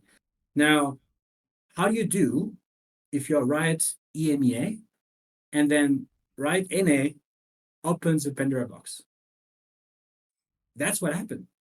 Is that 12 months before, some people open it somewhere, and then it's too late. Then the box is open. And I think you can judge it now as like terrible and bad decision. I think they did the best with the cards they were dealt, which is like, if it's opening in NA, if he's got the license for international events, then EMEA cannot be the only fault that fight only for the broadcast. And so now, if you assume that this was the cards dealt, which I don't know because I was not there, I would just say, like, now you have to embrace it. Now you have to think about how can we have more local talents, because in EMEA, it's all about the local languages. How do you coordinate the work with the local official broadcast? How do you benefit as much as you can from the eBay, the Cadril of the world, with managing the disappointment of, like, as always, eBay did something one year and went bored after the second year, Let me ask a different question. Elsewhere, just had a better offer elsewhere. Or someone else recognized his generational talent and decided to use him to promote their sport. Crazy idea, I know. Exactly. It's a talent. They should, leverage it. What they're doing in NLC is amazing. I would love that, 2 years ago when he decided not to do it with us, he would have taken another decision. But now he's doing it for himself, which is much smarter for him, Let me ask a different question. If you were still at Coca-Cola in a hypothetical universe, and Coca-Cola was still sponsoring League of Legends, do you view the fact that the majority viewership on LEC is now co-streamers as positive for Coca-Cola when you sign 0 contracts with these people, when you don't work with the marketing team, so it's literally just a logo, that maybe some dumbass says Coca-Cola is dog shit while they're co-streaming? You know what I mean? That's a huge brand risk, and you're paying Riot Games and you're always interfacing with Riot Games, but the majority of the viewership is not on the Riot Games stream where they're talking about Coca-Cola. Are you assuming my answer or asking me? I'm asking a question as to how you would feel about that as a blue chip sponsor. If I remember the type of partnership we had with Riot, at the end, we didn't even take the broadcast because we were much more interested into the license to do product, so cans. That's fair. Or the power to do activation. I think at the end of the partnership, we did something like 3,000 cinemas, packed of people buying tickets with bundles with some of the cinema customers of Coke. So my answer is it depends how important is the broadcast. For a brand like Coke, pretty little. Maybe we negotiate the exclusivity so that nobody else goes in.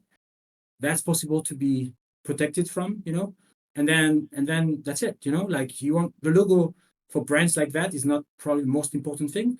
What you want is that nobody else from your category is damaging the partnership. Yeah. And I think that's what they do. They prevent us to have all competitors of their brands to be in. Well, I mean, and that's the same deal that Red Bull has right now with Riot, is that they don't really care about the advertising on the broadcast. What they care about is Red Bull home grounds, right? That's what they care about. They care about live event. They care about their booths, being in the fan zones at Worlds. They care about that. And how much is difficult to get a third-party license? Well, Red Bull obtained that. Yeah. So, I mean, but don't you think it's weird then that a requirement to do the things you wanted to do, which is use the IP on cans and then also host thousands of watch parties, is contingent on sponsoring the esport? It's always the case. Like that's fair. Okay. We did something called the Trophy Tour. Okay, so FIFA World Cup gave the rights to Coca-Cola to host some tours across the world to present the trophy 9 months before the actual competition all over the world. You could say it's great for the sports, it's great for the competition, it's creating some awareness for the competition before the event is actually happening. It's still something that was created thanks to the partnership. I see that, it starts with a partnership and there are some fixed deliverables. And then what is important is what you create with it. We are doing an academy, kind of like an executive MBA for MasterCard. It's a sponsorship. Is it a logo on the jersey? No, it's not. So it's just about finding the partners that work with us to co-create what is the platform that matters their business and their goals. And the logo on the jersey become even not important. So now, is it important that the LEC double the viewership thanks to co-streaming? Probably, because it gives a bigger amplification for the program. But if they only value the dollar amount, the media equivalent value of the logo and the numbers of times where the equivalent of Monty is quoting the sentence about the product, then yeah, if 50% of the people don't hear it, it's probably devaluating that part of the valuation. I mean, I'm very conflicted about co-streaming in general. And on the one hand, I've been a big vocal proponent of doing it, particularly in Counter-Strike. because I think it does create. There are esports fans out there that would never watch an esports broadcast unless a particular talent was attached to showing it to them. The downside for me has been, first of all, the average co-streamer just isn't very good. And they just don't put a lot of effort into the slop that they serve up. I mean, I won't name any names, but when you've got a co-streamer showing a clean feed of what's going out on Twitch, and it has more viewership on that, and the only difference between what's on their stream and what's on the actual tournament stream is them going, chat, is this real? Chat, no cap. No cap. Is this real, chat? And that's the value that they're bringing. Like, it makes me despair for where the industry's actually at, right? And the other problem that I've had historically with co-streaming is kind of like you say, you have to be careful about who you elevate and how they will use their presence within the industry. In Counter-Strike, we have a Brazilian co-streamer called Gaules, who is a fucking blight on the industry in every possible sense. Like, and everyone panders to this arsehole because, like, he's just big viewership, big numbers. He leverages the Brazilian fan base. Ultimately, the rise of Gaules has killed casting as a craft in his own country. Everyone will allow him to do all sorts of insane behavior. I mean, like, at an official ESL co-broadcast where he was a partner, he got up at Valve's World Tournament, told the crowd this tournament isn't for the world at World Championships. It is only for Brazil. No one else's opinion matters, just Brazilian fans. They will never understand. The world hates Brazil, actually. Like, it was like watching a Bolsonaro rally. It was fucking insane. And then on top of that, during a period of time where the fans in the stadium were actively cheating by shouting out positions, so ESL took off X-Ray to stop the crowd being able to do it as efficiently. Gaules said, ESL don't even speak Brazilian. How dare they do this? It's another reason why everybody hates us, because they hate us. And I'm watching this at home going, like, you just never work with this guy ever again, right? You never work with this guy ever again. I mean, he's already as well made who was then a 16-year-old player impossible for him to travel to Brazil by interviewing players about how that 16-year-old player who's now in Valorant was actually a cheater when he wasn't a cheater. He just beat some washed fucking Brazilians. And I'm thinking, well, that would be disqualifying for anybody else. But the problem you have, like you say, is when people are big enough, they let you get away with it. And unfortunately, there's this thing, particularly in League right now, where they've been very fortunate in the partners that have got big in the core streaming space, that they're very pernickety, Riot in general. But I honestly believe they're in a position now where if, like, Ibai, for example, ever denigrated the LEC or any Riot Games product, I don't think they could turn around and say, right, well, we're not giving him core streaming rights over that. I think they have to have him in the tank. I think they would be devastated to end that relationship because of how much viewership he specifically brings because of his demographic. And so, as I said, having watched CS become beholden to one name who just wields the power like a fucking maniac and absolutely has no consideration, not just for the broader ecosystem, but the ecosystem within his own country. I do understand why Riot Games have kind of made a bit of a rod for their own back with how popular some of these core streamers have become. By the way, I also do agree. Firstly, also because I do like the art of broadcast work, etc., and what people do now. Yeah. But I'll give you even a side reason. I'll give an obvious example. If tomorrow iShowSpeed just decided he loves League, I don't know, Ronaldo tells him it's good or something, and he comes in, you would almost, if it's only about raw revenue and money, then you'd have to let him in. He's just too huge. You would bring, the joke is he would probably quadruple the viewership tomorrow. But he is also someone who has proven he could not be trusted to stay within, ironically, even the guidelines of what, like, a player's expected to do on Twitter or how they behave on camera, etc. And the worst thing is, then you'd have to turn a blind eye to that in order to get all the viewership. So yeah, I'm with you. There's definitely a world in which this can be an intense negative even, and sometimes detract from the industry and the prestige of esports for that matter. And just quickly, sorry, Alan, you go first. If I listen to you on co-streaming, which is very sensitive because you touch on your talent and the craft of broadcast that you all know very well, Riot should be careful, go step by step, have some guidelines, and think about the long term when they take decision. Whereas on other topic, you're like, nah, oh, no, we don't give a shit. Go all in. Why are you waiting? Go for it. I think it's exactly the same case. It's like sometimes it's too fast, sometimes too slow. I think on co-streaming, of course, it's not 100% or zero. There's a high risk. The reward is also huge when you're a game that is like try to regenerate. You're 15 years old. You try to attract new audiences. This is gold. Like these influencer brings not just people that play League of Legends. Yeah, To look at the health of League of Legends in France, you just need to learn one word, Kameto. Since Kameto decided to educate his followers that were like following him on Minecraft and Roblox and suddenly say, hey, I want you to follow me in League of Legends on my journey to win worlds. We had a mass, like triple amount of viewership.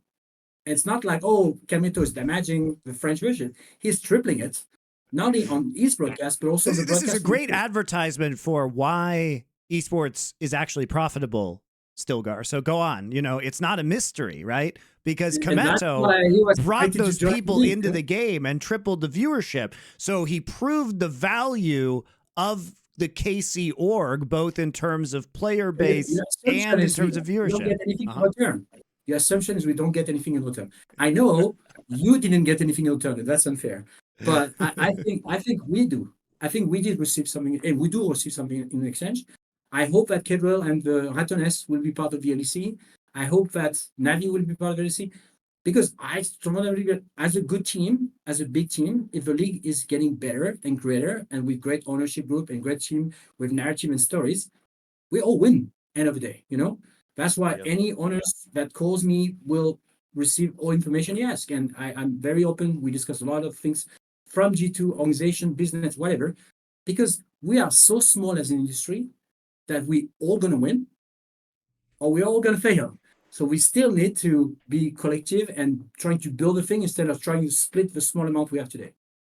By the way, I'll just say, I actually, on that exact example, for me, that's the worst example, because even though he did, like the iShowSpeed example, quadrupled the viewership, etc., he actually he destroyed the prestige of what European League of Legends is and turned it in through Carmine Corp into a team where I have never seen any professional team that ever behaved this way. Could you even imagine a team like Juventus or Real Madrid constantly catering to and inflaming the ultras of the club? That would be actually considered like a social detriment, a poison to the fucking spirit of what football is. So the idea that someone like that constantly plays with the fringes of his audience like that and essentially does the old like, who will rid me of this troublesome priest? Oh, what's that? Now the shitters are all telling everyone who disagrees with Carmine Corp being the best is a racist and that they were going to kill them and rape their mother. You know what, Alan? No amount of money makes that a good deal for me. If I'm doing the Anubis skills, I'd always say as a person of integrity, I'd want that not in my game, especially because are you ready?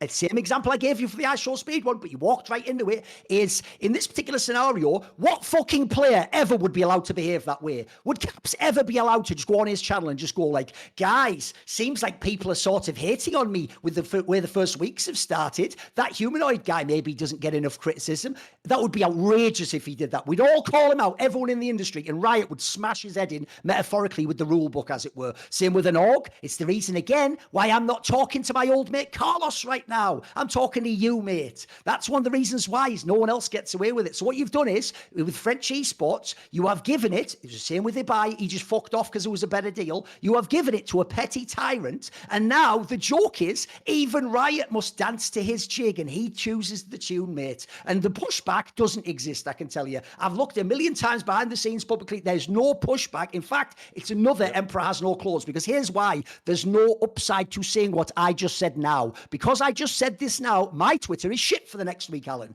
This video, when it gets posted, is shit. We're all racists. We're all pieces of shit. My mother should be raped. I should be killed. This isn't a joke. That's not one person. I could show you 10,000 tweets from these one fan base about that topic in response to this. And he, by the way, is the one who establishes that, creates that. He has his rallies. By the way, I notice how this works when all the money goes in your favor, guys. Anyone else who had a rally like they do for Carmine Corp and the way that they behave to like T1 when they come, which isn't just friendly banter and booing for fun, etc. That would be billed as some like alt-right thing. That'd be like, it's like a Trump rally. It's like, look at this, like fascism or something. But magically, no one says that because everyone's waiting to get their pockets lined via Kameto's influence. Just my opinion, mate. Just me. Just little old me. I'm just a 41-year-old boner with ginger hair from the northeast of England. You used to work for Coca-Cola. You guys rule the world. I'm just a guy who has a little megaphone. Look, I don't think your Twitter will be better or worse after that because it was already quite robust already. But I would just say, like, I was in the LEC studio called EURCS studio way before kickoff. And I was there every single day because I love the sports. And when I care about a product, I want to be there because that's where it's happening. He was a library. He was literally a library. Always the same people, watching very quietly to get their meet and greet at the end. And no fire, nothing. Since Casey joined us, there are some vocal people. I receive a portion of what you receive sometime when apparently there's a rumor about a Callis deal that never happened, that I became famous after that in this community. Look, the reality is that they wake us up. Like, I can't wait to have a KC event hosted by them with LEC and go there, get booed, and maybe fuck them on stage because that's what we do sometimes, you know? And I can tell you that all fans, the G2 fans in France, in Germany, in Poland, they took the challenge. They structured themselves. Probably Ultra is a bit one click too far. At G2, we didn't encourage this independency of their organization. We did it with us in partnership with the organization. I think you did a very good job, mate. I would say you are the leaders in how to build a culture that is allowed to have fun and make great comments and still make jokes and still say, I hope they think this Fnatic sucks. But I think you have done the opposite. You've done a very good job showing where the guidelines are, mate. If anything, I would say your org, you could even argue the Carlos thing actually plays to your favour in this, has actually shown that certain lines cannot be crossed by anyone in the org. That is potentially a very good thing. Yeah. And also your social media presence is always there, always instant, by the way, which is very impressive across time zones, and basically sets the tone for any comments immediately, which is great. I would even go so far as to say that G2 is the template that all these other organizations effectively look to emulate in terms of social media presence and that kind of like naughtiness in the banter that you have with other teams in your orbit. The difference with G2 and other organizations that try to emulate G2 is G2 have always done a really good job of knowing where the line is, knowing what's acceptable, knowing what's going to play well to fan bases, knowing what's going to be perceived as friendly rivalry without crossing a line. Too many other organizations try to be G2 without that kind of implicit understanding of those concepts. But yeah, I mean, I look at like, look, I'm not in League anymore. It's just not worth it for me to even create content about that game. But like, I've seen what happens. But you like the Giga chat, yeah, but like, exactly. I mean, see, we can talk about Hooksy and later if you like.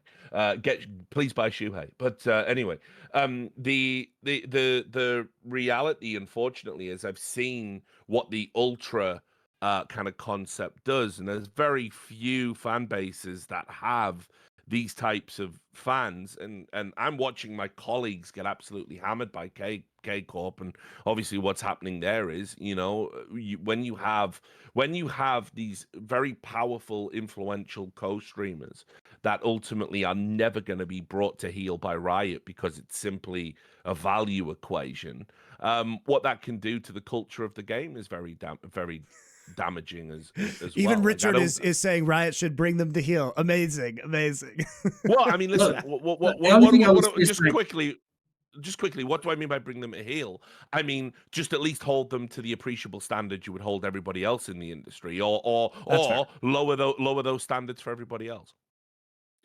Look, the only thing I would say is, like, from an organization that competes in some leagues against them, that compete in the, you know, trying to earn the best fan in the world, I still believe they bring a lot of value to all game, all competitions.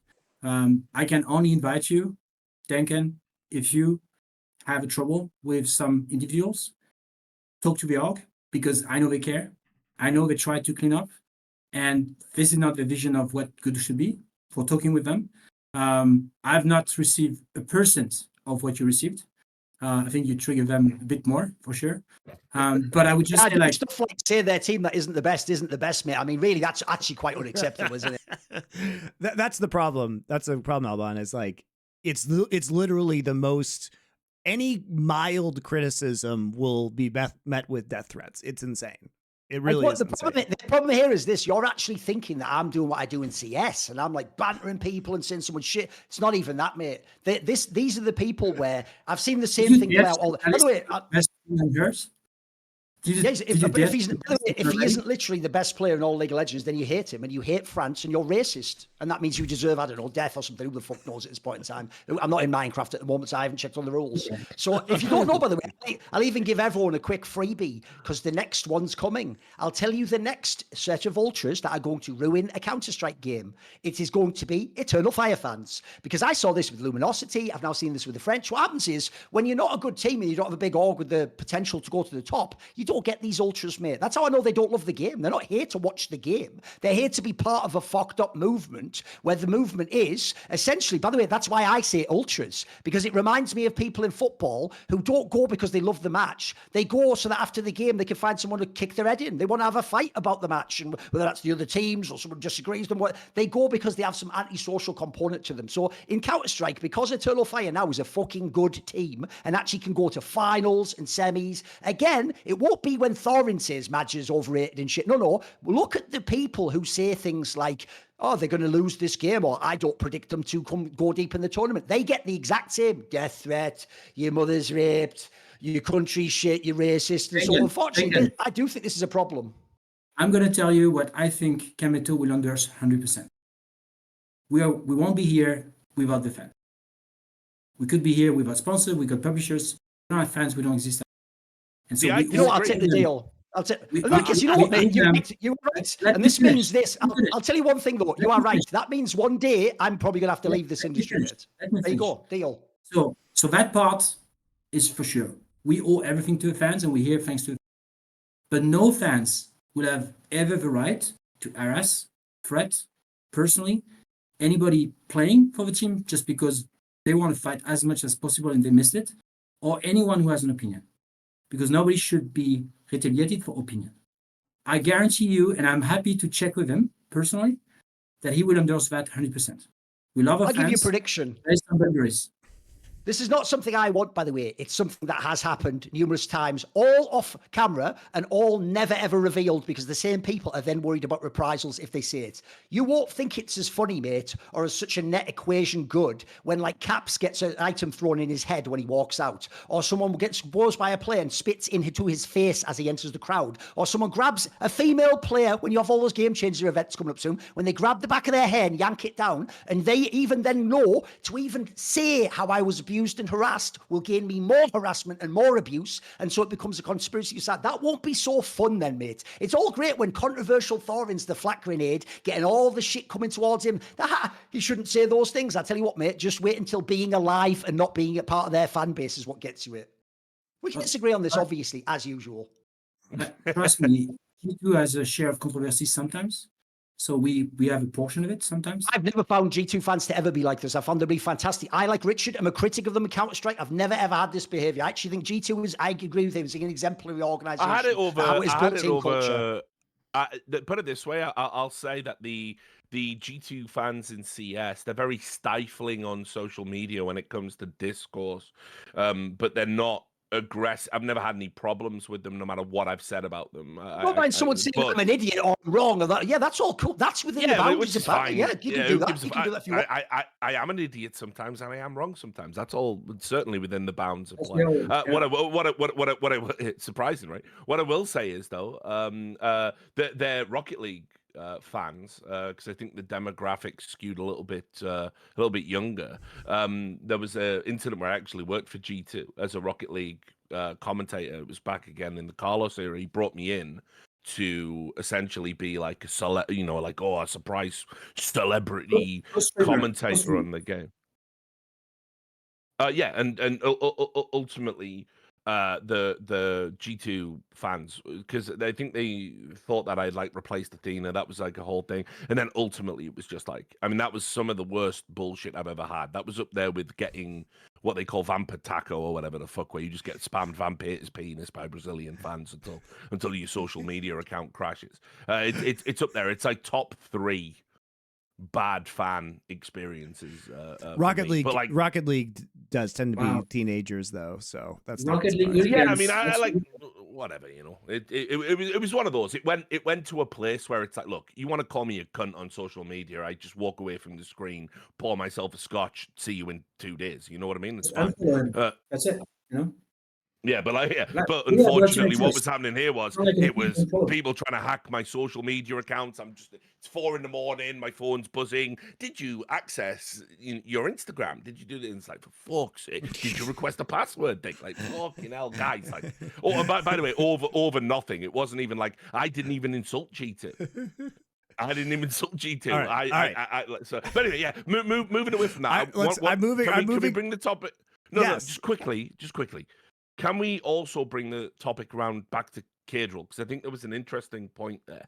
And I wanted to ask Alan this question. And that is that when you see Riot Games care less about the broadcast, their broadcast, which obviously is a big part of your value equation, right? Like you're going to be on their show. They're going to be talking about your team.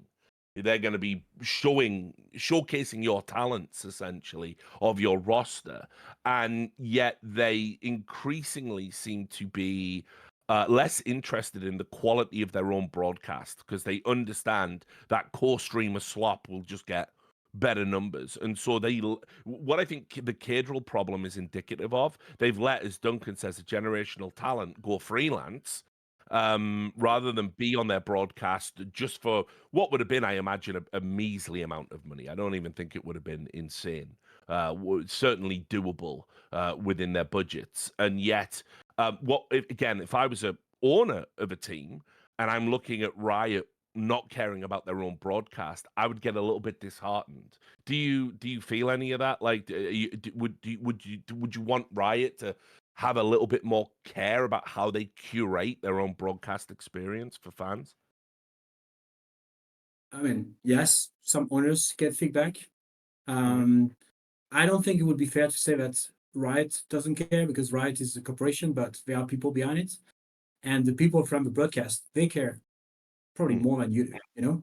So I'm sure boots on the ground workers do. What I mean is, again, I'm talking about the C-suite. I'm talking about executives.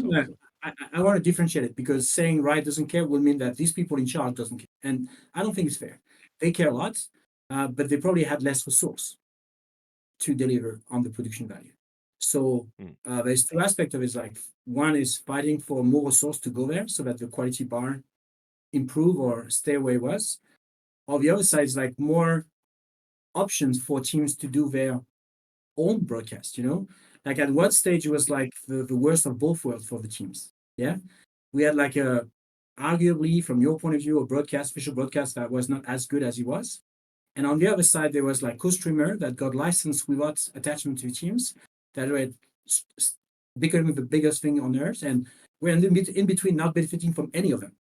So I think ultimately what we got is more options to have our own co-streamers, which for us is interesting because now you benefit from the influencers to build an incremental business for the orgs and drive storylines with much better actors than the player themselves. You know, when we created the relationship between G2 and Kesha, I think Kesha was, and he's still very far from being the biggest streamer, but it's probably the best ever League of Legends inspired actor I've ever seen. And to bring him in China, to bring in Korea, and to create storylines around that, give me the permission to leave the players train more and have a key star for the content we are creating. And so now we are duplicating this with what did in Korea and Trayton in France. And I think it's, I can't force Riot to decide where they put the money. If they decide to give more money for the skins, bigger roadshow, but less of a broadcast, it's still their decision.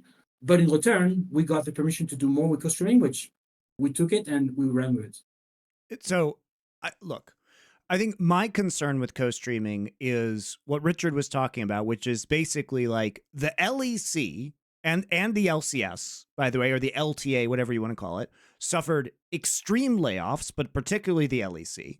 This has now resulted in, because they want to go in the direction of co-streaming, like you say, this has resulted in a worse main broadcast with worse publicity, with no cool music videos or skits like they used to do. And I know you understand the value of these things because you make crazy kung fu fucking like hype videos for G2, which are wonderful, by the way. Yeah, you know, your content team is probably the best in esports. But you understand the value of these things for promotional purposes. But because they are slashing budgets in esports very aggressively and offloading the responsibilities of content onto the teams and onto the players, I think that's to me, that's a concern, because I wonder about the sustainability from this. Because all of us come from the casting side, from the broadcast side, right? So there are things that we are just going to care about, such as telling the history of the game. You know, for example, having people who are there for a long period of time who are dedicated to the esport. My issue in all of this is by cutting out all of that and trading it for more or like a smaller budget, more money, and co-streamers, is that you don't know if these people are going to leave. And there's a misalignment between what the co-streamers want and what the esport wants. And what the sport wants is to build a legacy and a product in and of itself that perpetuates from generations. So LEC can lose caps and survive. So LCK can lose Faker and survive. Look, you're not going anywhere anytime soon. But you know my point. And the problem with the co-streamers is that their motivation is to make themselves as big as possible. And that frequently results in low effort reaction content. And it does not frequently result in the history or the stories of the players or the legacy of the league being told.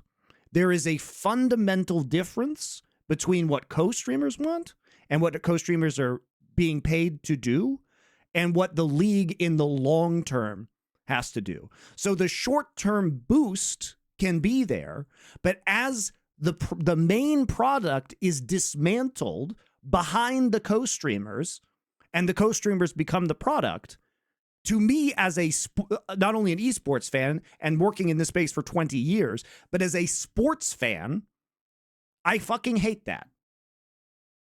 Look, it's absolute, and that's why it's interesting. So thank you for always pushing the envelope and anticipating the worst so that we can see if we are getting there or not. Look, by doing this, at least we create a space for you. You know, they create a space for you for all the podcasts that I see. I've never seen as much after LEC roadshow podcast thing like that created than now, because there's a space for, you know, there's good at creating a space for me. I went back in a time machine 11 years, Alan, and made the podcast before it even existed, mate, and before you were exactly. So you're taking this space, and if I look at Riot, it's interesting because maybe they focus more on the today and they don't look back as much as they did. The LEC podcast from the Tuesdays now once a month or once every 2 weeks. So you can see the direction that they're focusing on the live and no more on the narrative. But at the same time, they create the Hall of Legend that look back the history. At the same time, Lolly Sports now does like weekly content that compare the different leagues from each other. So look, it's always in nature. We're gonna adapt ourselves. If they don't do it, we're gonna do it. That's the way it works. If there's more room from teams, I'm not gonna complain. Now I'm gonna capitalize on it, you know. But so my issue is maybe you're right. You know, maybe you're right, or maybe Riot's right. I'm not saying you're right. I said maybe Riot's right that this is the way to go.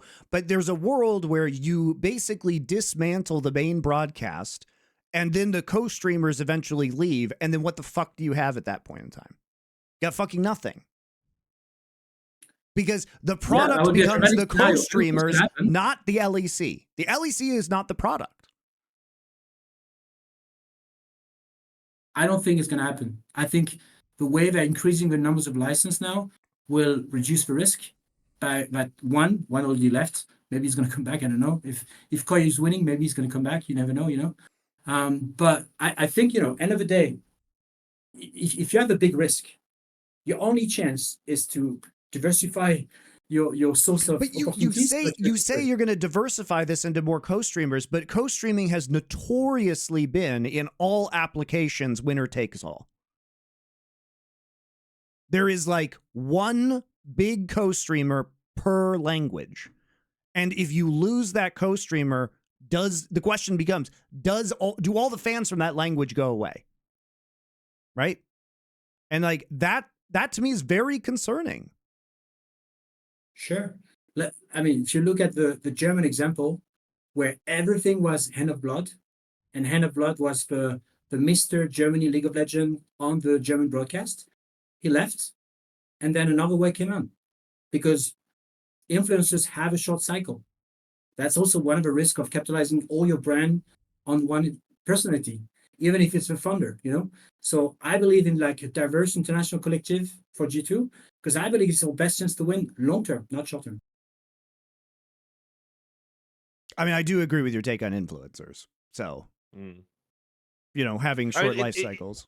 Yeah, and it's super complicated, because there was a comment Alan said earlier where he's like saying we owe everything to the fans, and I couldn't disagree more with it, because I've been in, you know, now 2 decades in the space. I know not all fans are equal. I know that actually, yeah, there's a small fan base that positively contribute, financially contribute, genuinely love esports.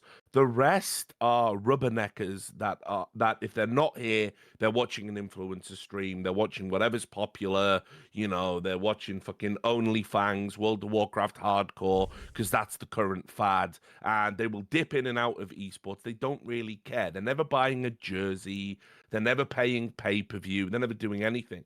And the problem we've gone with the esports economy, and G2 have got bad and good points in this area, you know, but the way we've gone in this economy is we value all fans equally, and that just isn't the case. You know, a person that pays to go to a football game and buys a jersey every year is a much better football fan than the fan who sits at home shouting at the TV, or not even shouting at the TV, just watches a box score on BBC because they won't pay for the pay-per-view on Sky or whatever, right? Like, these two people are not equal whatsoever, and so you don't owe that guy anything at all. Fuck that guy, in fact, because I'm trying to make money and keep my organization going. I'm going to surprise you. I think I agree with you. I think not all fans. And so that's why we try to identify the super fans, the fans that don't follow just one player or one game, but actually commit to G2 and support us across the board. We help them to travel. We basically reward them for being such great fans of the organization. And at the same time, my point is a bit different. Is like, it feels like sometimes esports organization talks only about money. It's like we're just running P&L. Like, there's revenue and there's cost, and yeah, winning is good, but making money is better. If you run esports organization like a company and don't understand the value of fandom, I think you missed it. You know, this is not about just shareholders, sponsors, and salaries for top talents. It's about building stories that engage fans long term beyond winning and losing, superstars and prodigies, and creating the new generation of like stories and competition that they want to care about for the long term. And if you just care about the short term P&L, I think you miss it. But that's what LEC is doing. That's what they're doing. They are cutting the broadcast budgets, and they're cutting all of the packaging. Look, you can't a sport. You can't compare LEC to a team. Sorry. You can't compare competition. You are correct. But the thing is like, the thing that the fans care about is the wrapper around it, right? A team is a team. You in order to keep fans, you have to actually have all the frills around it, because otherwise it's just based off of who wins and loses, right? And so my problem with when we created the LEC, people were fan of the LEC, and some teams were complaining about it, like the stories between the casters, the video, but this little community that was creating the broadcast. That's what made the LEC different for anybody else. Like, what was happening there was as interesting sometimes as the game itself. That's gone. Yeah, you're right. That's different now. But the story we have on stage are much better. Like, trust me, like the nice rivalry between Yike and Skumon from KC and G2 right now is fire. And if they decide to focus on that, I love it. I love it because maybe we put the show a bit more center about the competition than before. We did a little bit more music. Now they talk about actual competition, and we have a competition now. So I'm fine with it. I don't see this as it was awesome and now it's shit. No, it's different.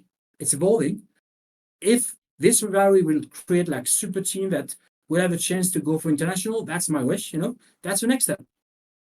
On two things there. One, on that whole thing where you said we would be nothing without the fans. They are right. First of all, the way you know that's not true without even needing to inspect it is you wouldn't have to keep repeating it like a 1984 mantra to yourself to get through the fucking night. You'd just be able to examine it as an actual statement. It's obviously, by the way, an absolute and extreme statement as well. It's just factually and objectively not true. We do not need to have the worst fans to have the best fans. Here's an analogy for you, and I'll just leave you with this abstract analogy. Imagine you were making some delicious ice cream. That could be just like the LEC, right? You want different ingredients. How are you, Alan? I want to put into this nice rich ice cream. So I want lots of really ice cream in there. I'm going to chuck in some chocolate chips, Maybe I'm going to put some caramel in there. I'm trying to blend it together. I'm trying to keep different flavors and everyone could enjoy this ice cream. Now imagine that someone threw in a little bit of shit.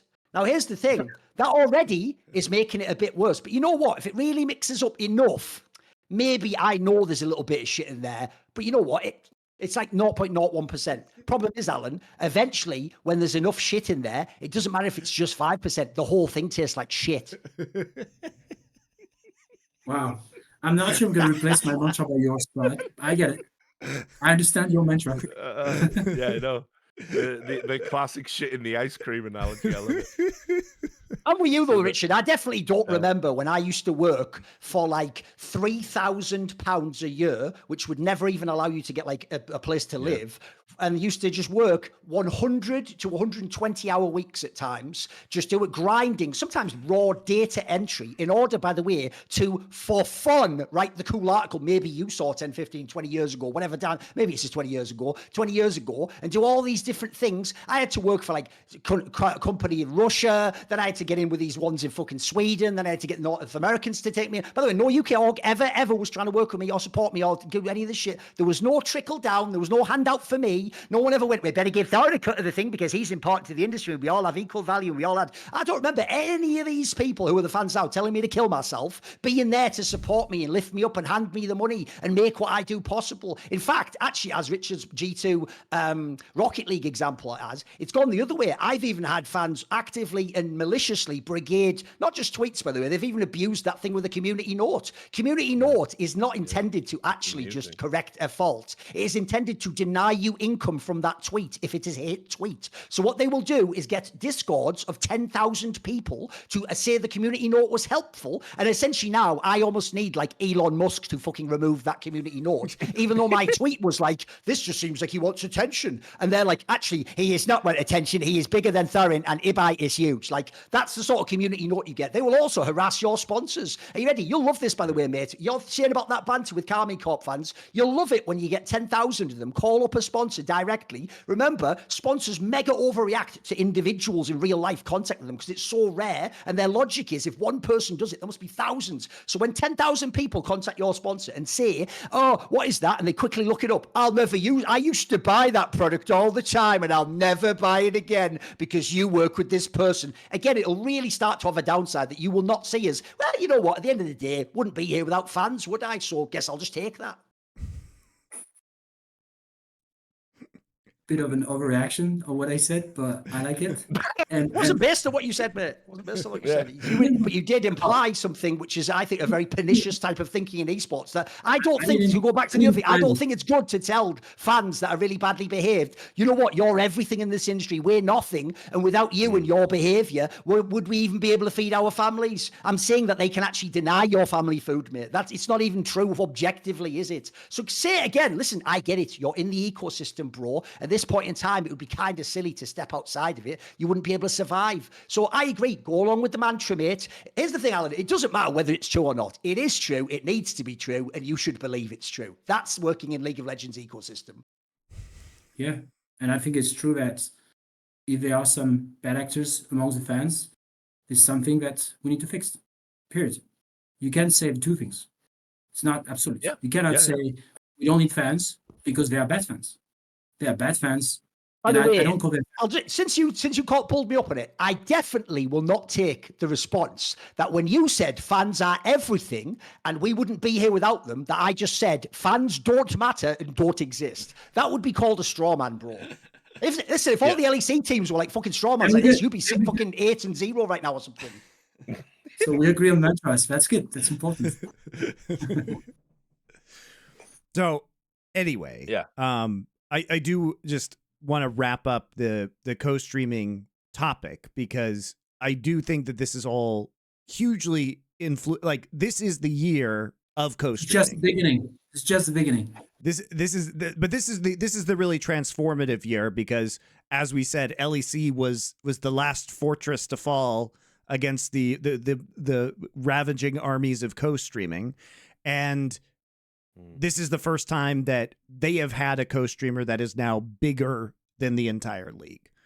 And so this is the year where we're going to see in League of Legends. Now, Valorant has already been taken captive. That has been true since Valorant day one.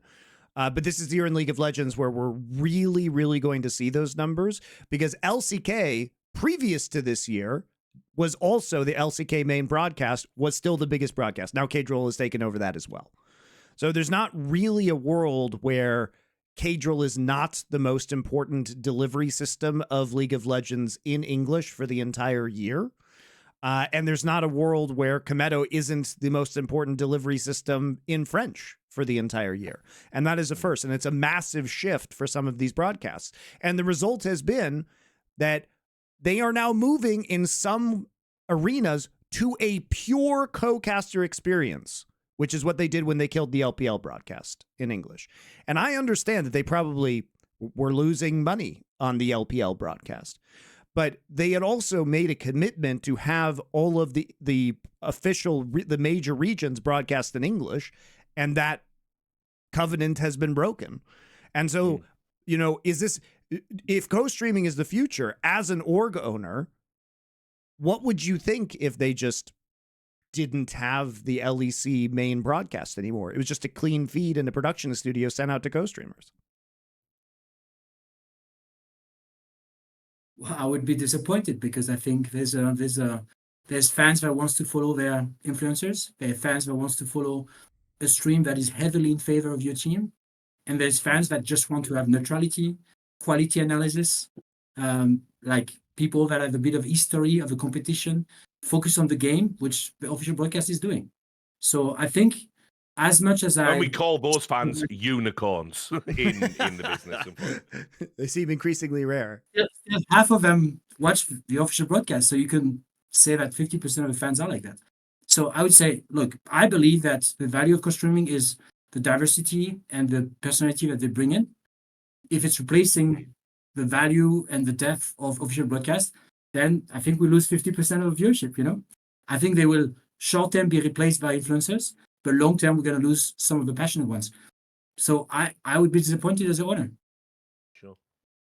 The new year is a great time to start some new habits, and our sponsor Mando can help you be cleaner and smell even better in 2025 with the help of their starter pack. Mando offers a variety of men's grooming materials, including stick deodorants, cream tube deodorants, deodorant wipes, bar soaps, body washes, and more. It also comes in some very manly scents like clover woods or bourbon leather, depending on what you guys like. And you can try it out as a loyal viewer of the Four Horsemen podcast.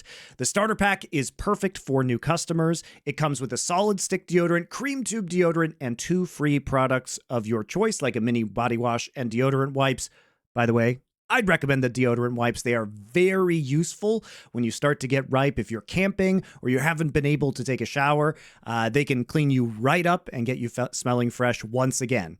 And you'll get free shipping as well. As a special offer for listeners of the Four Horsemen, new customers get $5 off a starter pack with our exclusive code. That equates to over 40% off your starter pack. Use code HORSEMEN, horsemen plural, at shopmando.com, shopmando.com. please support our show and tell them we sent you. As usual at Last Free Nation, the best way to support us and the shows you love is to support our sponsors. Thank you to Bando. I have a question. I don't know if you had this plan, Monty, on the show flow. It's specifically for Alan and about G2. It relates to the report over at Sheep Esports where they leaked LEC salaries. Was that scheduled to be discussed? I don't know. Sorry, I didn't look at the notes. It's too late. It's like the ice cream. We have to talk about it now. Yeah, okay. So right. Richard, I put the shit in the ice cream. My bad. I don't know if you're aware of this, and some fans who don't follow League of Legends will not be aware of this. But these leaks frequently happen, Richard, because all of the teams receive the salaries of all of the other teams within their region. So it's actually extremely easy to leak this information a lot of the time. Also as well, there is if I was guessing. Sorry, Alan, go on. No, in Europe we don't. We receive average, mean, thing like that. Sorry, we don't have like details. Yeah. Yeah, if I was, I know guessing... in NA in the past they have received the total, not individual contract values, but the total cost of each team of the salaries together. Yeah, we voted against it in Europe. There you go. Okay. If I was guessing how this leak might have occurred, just based on my own like journalistic experience covering stories like this, there's obviously a vested interest in like agents, for example, leaking out salary information, particularly about salaries that might perceive to be exorbitant, or just the highest paid players in the league, because then it creates a baseline for similar talent to be able to argue, we deserve that too. And agents can point to that number and say, he's getting that. My client should be getting, a little bit less than that, but close to that. And so my guess would be probably that's the mechanism through which this information came out. But obviously what I wanted to talk to you about, Alan, is in that report, it explicitly said that, one of your players was one of the highest paid, if not the highest paid in the league. And obviously on the table of salary spend, it put you at the top. Based on the last split. And so I wanted to ask you, first of all, what you thought about the report being public and how that's affected you as an organization. And two, what do you think that says necessarily about your contribution to an ecosystem some people see as being out of control? I mean, it's always good when something like that goes out, and it's a balanced play field. Like everybody is impacted the same way. We have like a contractual database. We have a lot of information about end of contract are visible. I wish we had this in CS. The only problem is like nobody's enforcing it. So right now it would be like G2 giving the data to HRTV and then nobody else is doing it. And then we are in a weak position against all the other top teams. So if it's a fair, like everybody is impacted the same way, I'm actually positive. I think it put G2 in a good position. I believe Caps should be and will be the most paid players in Europe, and he deserves it. You're probably aware that there was a rumor of Caps not being paid what he's worth in the past. Sure. It's probably the first thing I did when there's a change of management is to offer Caps two things. One, I'm gonna offer him to increase his salary without asking him to renew because he was paid below what his worth is in the roster. And second, I told him like until he stays at G2, he will always be the most paid players of the team. It's not a surprise from my point of view that he is the most paid. Maybe could have been another mid laner because in some off season the market went a bit inflated on some key players. But I'm happy that he's recognized as what he's worth, which is the best player in the league for the history. Now, how is it for G2? Well, if top talents wants to be in the top team with the top staff and getting salary that they deserve, it's probably a good place to be. That perception is probably reality, and it's probably a good thing that people think that. I will say to G2's benefit, even when they just did a funny little clip where Sheep Esports had an interview with Mickey X, and obviously Fnatic's on the ascendance now, so they're in the position to trash talk. Even his trash talk, if you think about it, was actually a veiled compliment. He basically implied he didn't want to leave G2. Now that he's left, yeah, of course, like, I hope I beat them. He basically implied he actually wished he was sort of still there. That was actually within his voice. So I think that's actually a testament to the job you've done, mate, because it'd be very easy to leave and be bitter and be like, fuck the org. Yeah, I'll beat them and they weren't even good anyway, or some bullshit like that. So he hasn't retconned the past. He clearly enjoyed his time there. Yeah, no, that's another good point to bring up. I mean, in terms of the organization, like you say, when people do move on from G2, I never hear anyone speak ill of their time in that org. I mean, I certainly hear it about other organizations, ones that are adjacent or of equivalent standing. But yeah, G2 seems to be very beloved by a lot of players who might reluctantly move on, whether it's because they're not good enough to hang in a G2 lineup anymore, or whether it's they want to get the bag and they're going to a Saudi-owned organization, you know, whatever it might be. People leave G2 reluctantly, it seems. Look, I love Jankos, I love Yike, I love Mykles. These are players that were really at the top of their game, and then they left G2, and does it make them bad person? Absolutely not. So I hugged Mickey this weekend and I told him, motherfucker, you beat us yesterday. And we laugh at it because we should be the first one to laugh at ourselves. That's the way G2 thinks, you know. When Reckless did some few, you know, funny tweets in response for fans or adopting of his rank in the Legend of League of Legends in Europe, he was actually training from the G2 facility.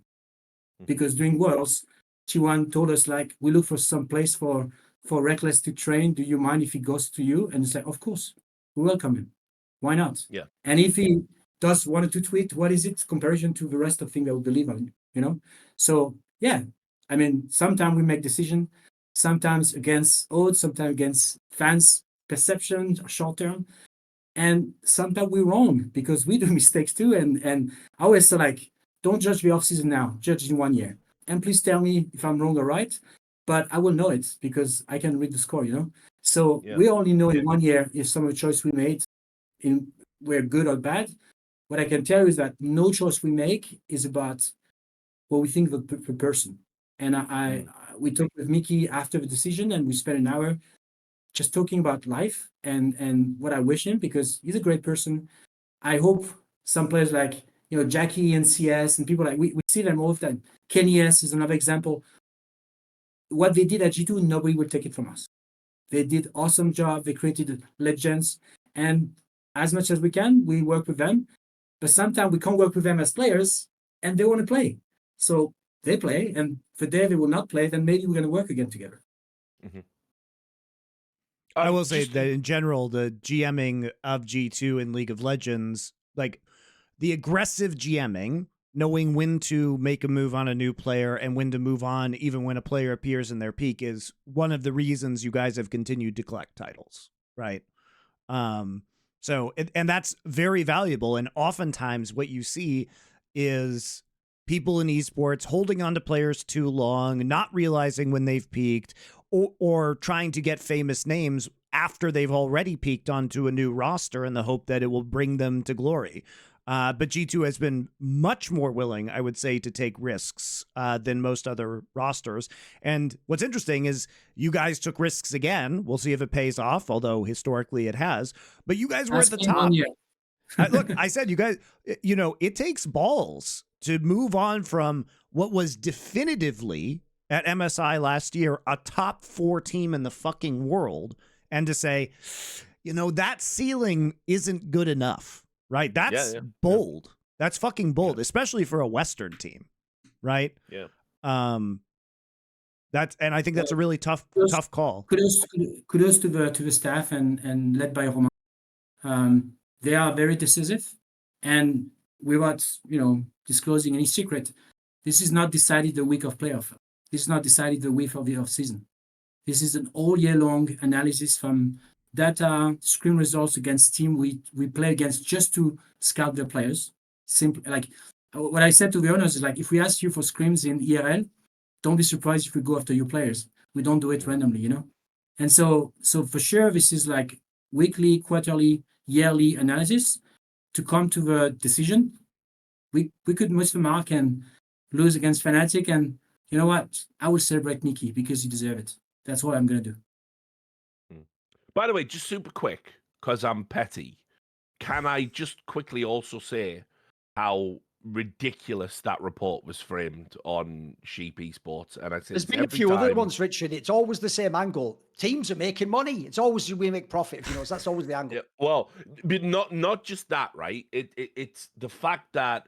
So first of all, I wish this fucking publication would just get some editorial standards. Like, it's actually insane to me. I got told, I got leaked. They were going to you need leak to register to them so that you can work together. I feel like there's some I have reached out to them. I try and keep them on the fucking guardrails, just talking politely behind the scenes and not calling them out publicly. But they just don't listen. They never learn. And so, I mean, look, I got leaked. I was doing a stream and somebody told me that this report was coming out in advance, and they asked me what I thought about it as a journalist and would I publish the numbers and all this stuff. And I said, yeah, of course I would. I think it's a public interest story. I can't think of a reason why I wouldn't if the source was good. Anyway, this Wooloo character that I've talked about multiple times as a journalist, it's like there's never any evolution. They're just super happy with, I have lots of Twitter followers and I have clout and I have influence, right? They literally wrote an explainer for the article. And so, first of all, there's a line in it where he says, I won't name my sources even in private, right? And I'm like, what? Like, that was ever an option? Like, what do you mean? Like, why are you saying that? That's implied by the job of a journalist. But anyway, then he like said, arresting someone and going, look, we won't beat him in the cells where he can't show bruises. We'll never do that. I don't even beat suspects, even when there are no cameras around. It's like, what? What are you saying? So there's like this implied, but anyway, fuck that, right? But he said, why not? There was this whole paragraph about why he wouldn't leak the salaries of individual players. And like the rationale for not doing it is just like nothing a journalist should care about. Was it like, I mean, you don't want to ruin the relationship, they won't talk to you, some shit like that? I'll read it to you. It would never. Why did you not publish the salaries of all players? Which, by the way, that was the original premise. He has this information. He is elected not to publish it by his own admission. He says it would negatively impact the players. High pay disparities could create tension between teammates, or players might be criticised if their performance doesn't match their salary. So what you mean is, like every other sport on planet Earth, like these athletes that earn exorbitant salaries will be treated like every other athlete on planet Earth, but we must insulate them from that criticism in league. By the way, he then goes on to say, after talking to multiple neutral industry experts, I felt this was a reasonable conclusion. Bro, Alan's even said it. I don't know any industry expert or any team owner or any agent that it's only the players that have an issue with it. I don't know any actual people that fucking think this was a bad thing. Like, everyone wants the salaries to be transparent. It gives everyone a barometer of worth and value.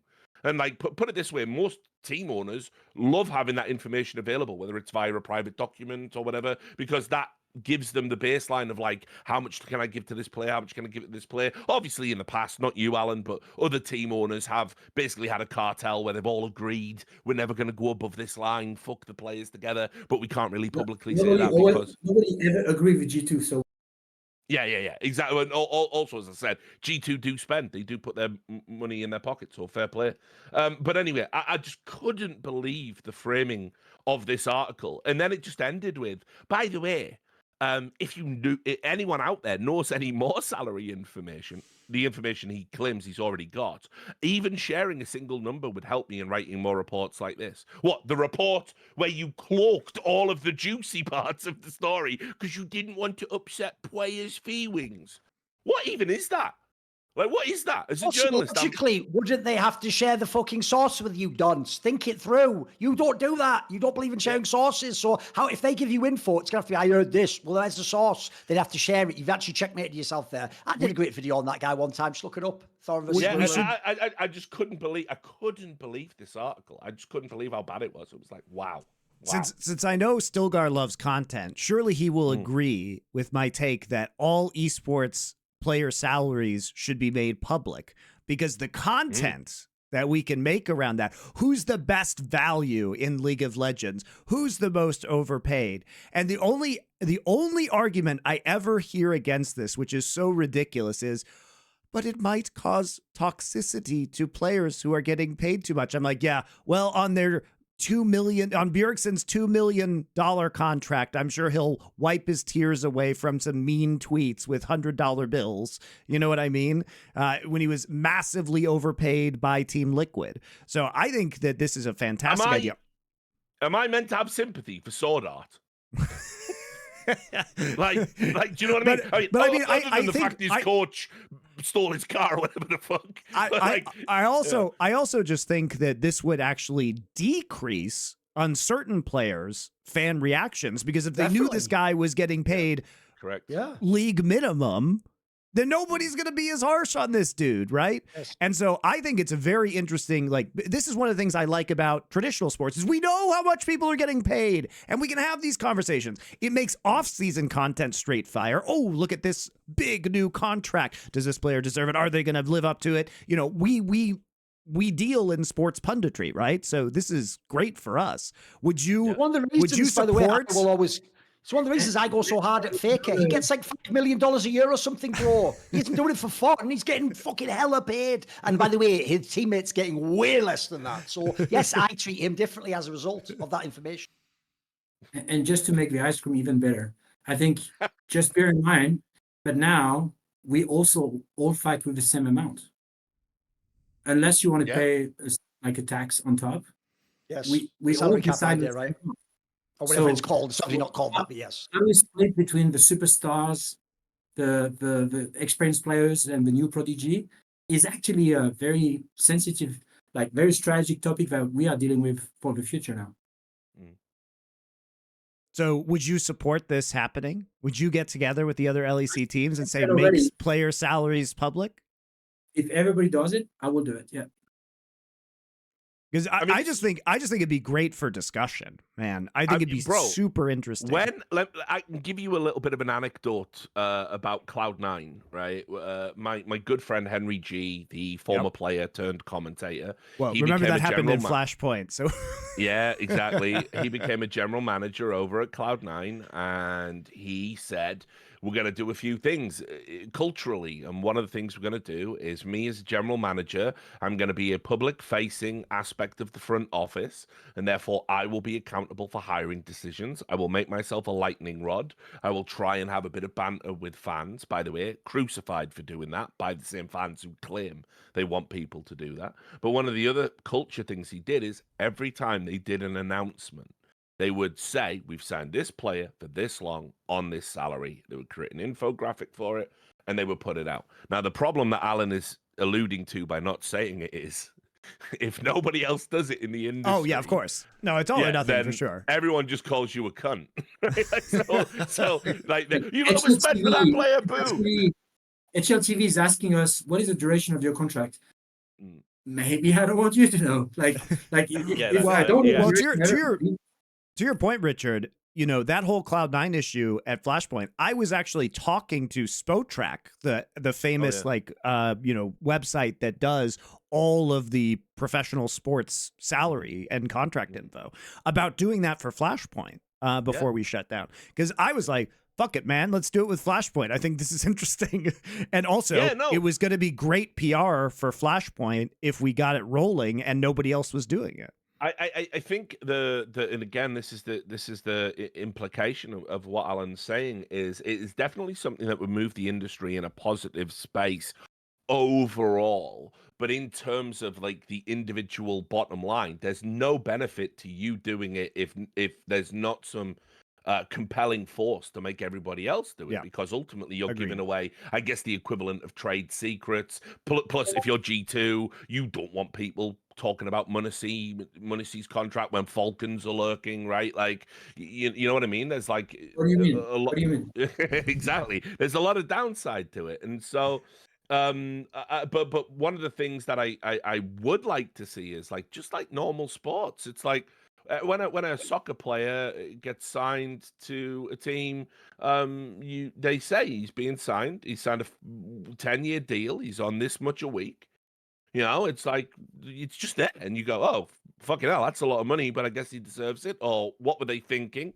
And then you go down the pub and you talk about it. In esports, we go, listen, won't somebody think of the millionaire players? I mean, they are worshipped by fans, worshipped by adoring fans the world over, can literally do no wrong, and you make all of this money on the side. But like, if anyone actually knew how much they were making, somebody might tell them they were overpaid, and we simply can't have that. It's like, it's such a fucked up industry of feelings compared to like every other sport that's out there. So I did want to bring up that report because I thought it was interesting, because the way Wooloo did it, because he is a clout goblin and not a real journalist, is he sort of leveraged the whole salacious aspect of caps and G2 and G2 pay the most, and then wasn't very forthcoming about the figures. And so because G2 was specifically named as being the big spenders in the league, I did think it was interesting to get Alan's perspective. And I'm glad you share my opinion, Alan. That's another thing we agree on. Once again, we're breaking bread and finding this common ground, because I think for players, it's better if the salary information out there. I think for orgs, it's better if the salary information out there. I think for agents, who obviously do have this information, but maybe not broadly across the industry, it's better for them. I think it's better for fans, because if fans actually knew the nickels and dimes that go into running an esports team, they might put their fucking hand in their pocket for $5 instead of giving it to Pokemon. Right, you know what I mean? So I definitely think there would be a net benefit if we moved that way in the industry. And I was disgusted at the cowardice of Sheep Esports to not explicitly publish the numbers. Come on, Rich, you're just jealous. Yeah, oh, obviously that is true. I wish I'd got that scoop. That big, that having access to that spreadsheet. You're playing a dangerous game, Stilgar, because if he wanted to, he can get that number. Yeah, I mean, listen, I'll be honest with you, Alan. I told you I want this to get out, so maybe I'm not. I will be honest with you, Alan. And again, Duncan kind of implied it a little bit for me. Like, when you've done a long time of like grind, it's like, listen, I don't need another story. There's no more like awards to win. There's nothing. If something's going to help the public and the public interest, like I've got some stuff coming out about Bleed and Into the Breach and these other dysfunctional organizations, I'll do that kind of story. But like, you know, you have to, with a story like that, you have to go all in, or it's not worth doing. I mean, essentially, what he's done there is he's leveraged a salacious, rumor, because he's not publishing the information, to get clicks on an article that is essentially like very calories light in terms of the information it puts out there. So yeah, I mean, listen, it's a type of story I could do, but I'd want to go all in, and it would have to be explicitly, here's the numbers, this is what it means. But look, I hope one of the things that we do in the future, because I think it will broadly help the ecosystem, I think we need to get to a culture where we can talk about salaries and what people earn. We've come from a world in broadcast talent where, Monty's essentially been like a fucking union rabble rouser, you dirty bastard, and tried to get better rates for people in the industry. The only way you can argue for better rates is to know what the rates are for everybody, and create a hierarchy. Richard, by the way, I was very successful at getting better rates in League of Legends for everybody but Monty. So I did like double people's salaries. I also doubled my salary, but I did it by going to the Overwatch League. Too good did the same over in Dota, and it was kind of castigated for it in the short term. Similar in CS, yeah, a lot of people. Yeah, exactly, yeah. I mean, and so it's like, look, I get it. It sucks when it's your salary that's being talked about, like especially if you are like a sword art and you're being blatantly overpaid, because fans are going to be like, wait, we're paying $6 million for this. That was the meme with Cloud9 when Cloud9 were doing it. I created a meme where it was like $20 million for this, because it was like it wasn't $20 million, but they had to create a team in a time crunch. And yeah, they massively overpaid. They massively, like, ESSA tag became price tag, which is just so fucking hilarious. Because yeah, they massively overpaid his salary. He just wasn't worth that. He played like 26 online maps for Astralis, had a good rating, and then Cloud9 were like, yep, that's my goat right there, and they overpaid. But so it does suck when it's your salary. But I mean, yeah, I think if we want to kind of bring the overall ecosystem to heal, we need to know the numbers, Mason. That's where we need to be. So yeah, I just thought it was an interesting League of Legends story. I did a little bit of homework for this episode, so I wasn't out of my element. I'm glad you brought it up, because I think it brings up like the super interesting conversation of public player salaries, which I have long supported. All right, let's wrap this one up. Yeah, Stilgar, yeah. I will give you State of League of Legends. This is your pedestal to say what you think about the state of the business side of League of Legends is at the end of 24, heading into 25, and the things you would like to see opened up or changed in the future.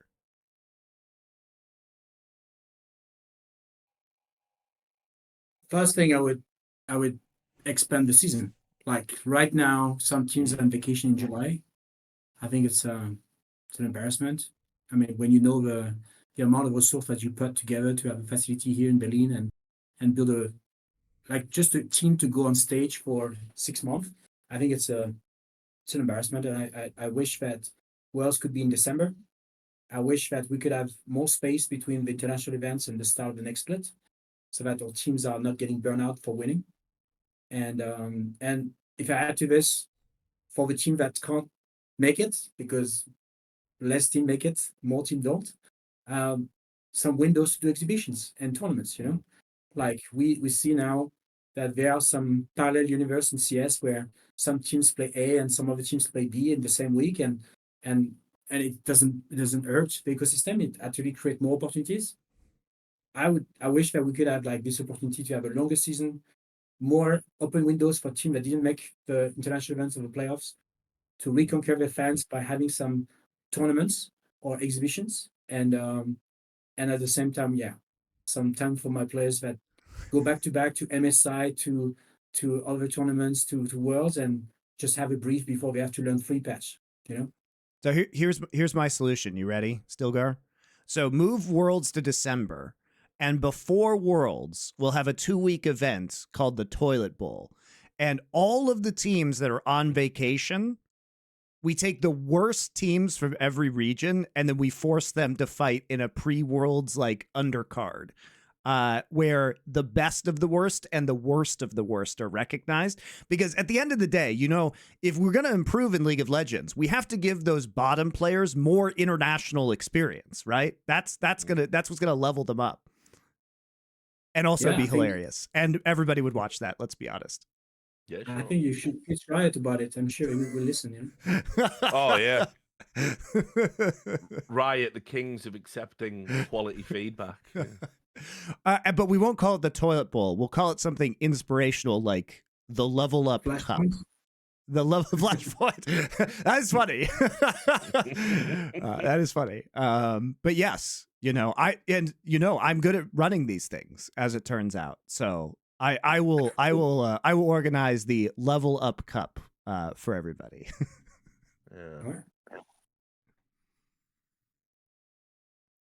Any final thoughts on League of Legends this year? Our delightful conversation today.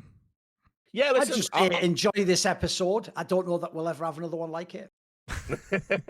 Listen, I'll say this. I'm credit to Alan for coming on. I know these things can be like fractious and contentious, and obviously we're all coming at it from different angles, and we're going to disagree on certain topics just fundamentally because of the nature of the trades that we're involved in within the ecosystem. But I do want to commend you. I think like coming onto these things, it can be like, best will in the world, a little bit intimidating. You have to be very calculating in what you say, because on the one hand, you don't want to get roasted on a fucking podcast. That's never good optically. But then on the other hand, you obviously don't want to fall in line in lockstep with us, the Riot hating brigade, because you have to work with Riot. You have to go back to them and say, I'm and Riot's sorry. Definitely watching this, by the way. Hi, Riot. Thanks for watching. Yeah. So I mean, look, I hope more CEOs and more executives from esports organizations would see this as a way, like, look, you can go and sort of be a little bit transparent and talk with people that don't necessarily think you've done a good job or don't agree with your opinions or whatever it might be. I think there's benefit to the fans in that, so I do want to commend you for coming on the show. I'm like very pleased that you did. I hope it was of some benefit to you as well to kind of like bounce these ideas around. But yeah, I mean, look, I think just my final thoughts on the League of Legends ecosystem, speaking as someone that jumped out of the League of Legends ecosystem because I just don't understand why anyone would want to be involved in it in any way, shape or form. I think ultimately it all comes back to are Riot going to do the right thing by their esport? And that's where I have the doubts. I don't see a lot of revenue cost opportunities in the future for the organizations that are participating in LEC, LCS, etc. I don't think Riot are ever going to do the right thing by the orgs that ultimately, and it's not just G2, you know, it's like K Corp as well. We talked about their fan base being a little bit toxic, but in terms of the viewership and the numbers it brings and the engagement, obviously you can't fault that. And yet they can't get a skin in the game either. They can't get these like little crumbs from the table of Riot, which by the way, they simply hire a designer to do these things. You could hire the designer to do these things if that was the stumbling block. And it's just in the game tomorrow when everyone's making money off it and the fans feel serviced and the tournament, the organizations feel serviced and Riot feel serviced because it's another skin people are going to buy in the game. It's just so bizarre to me how clandestine and closed off their revenue streams are for the people that create this fantastic aspirational element within the esport. I've never understood it. And so, you know, my worry for all of you guys is ultimately because at some point League of Legends bottoms out. I mean, obviously, I know you know this. I know as an executive, you're already thinking about life after League of Legends. I would like to think you are anyway. It is going to end. We are going to see things in the esports industry now, 25 years in, we've never seen before. We're going to see total cellular death of esports titles and what happens in that aftermath.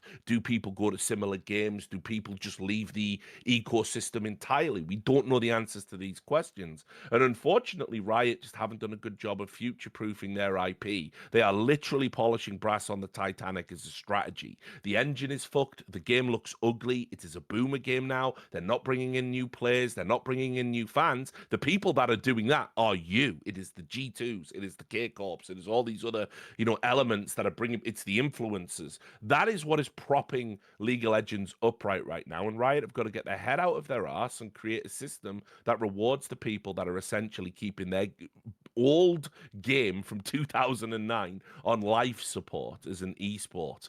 Obviously, from a game perspective, it will always be popular. It is free to play. It is huge in Asia. It requires, you don't need a good PC to play it because it's so old.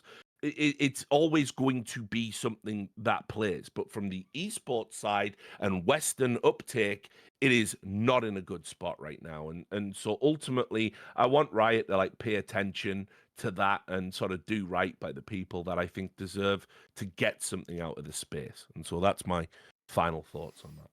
I mean, I think to what Stilgar was saying earlier, I do agree that the esports space is getting better this year in League of Legends, and Riot, by all accounts, and everybody that I talk to, is more interested in listening to the teams, is more interested in working with the teams, in finding revenue sources for the teams than they ever have been before.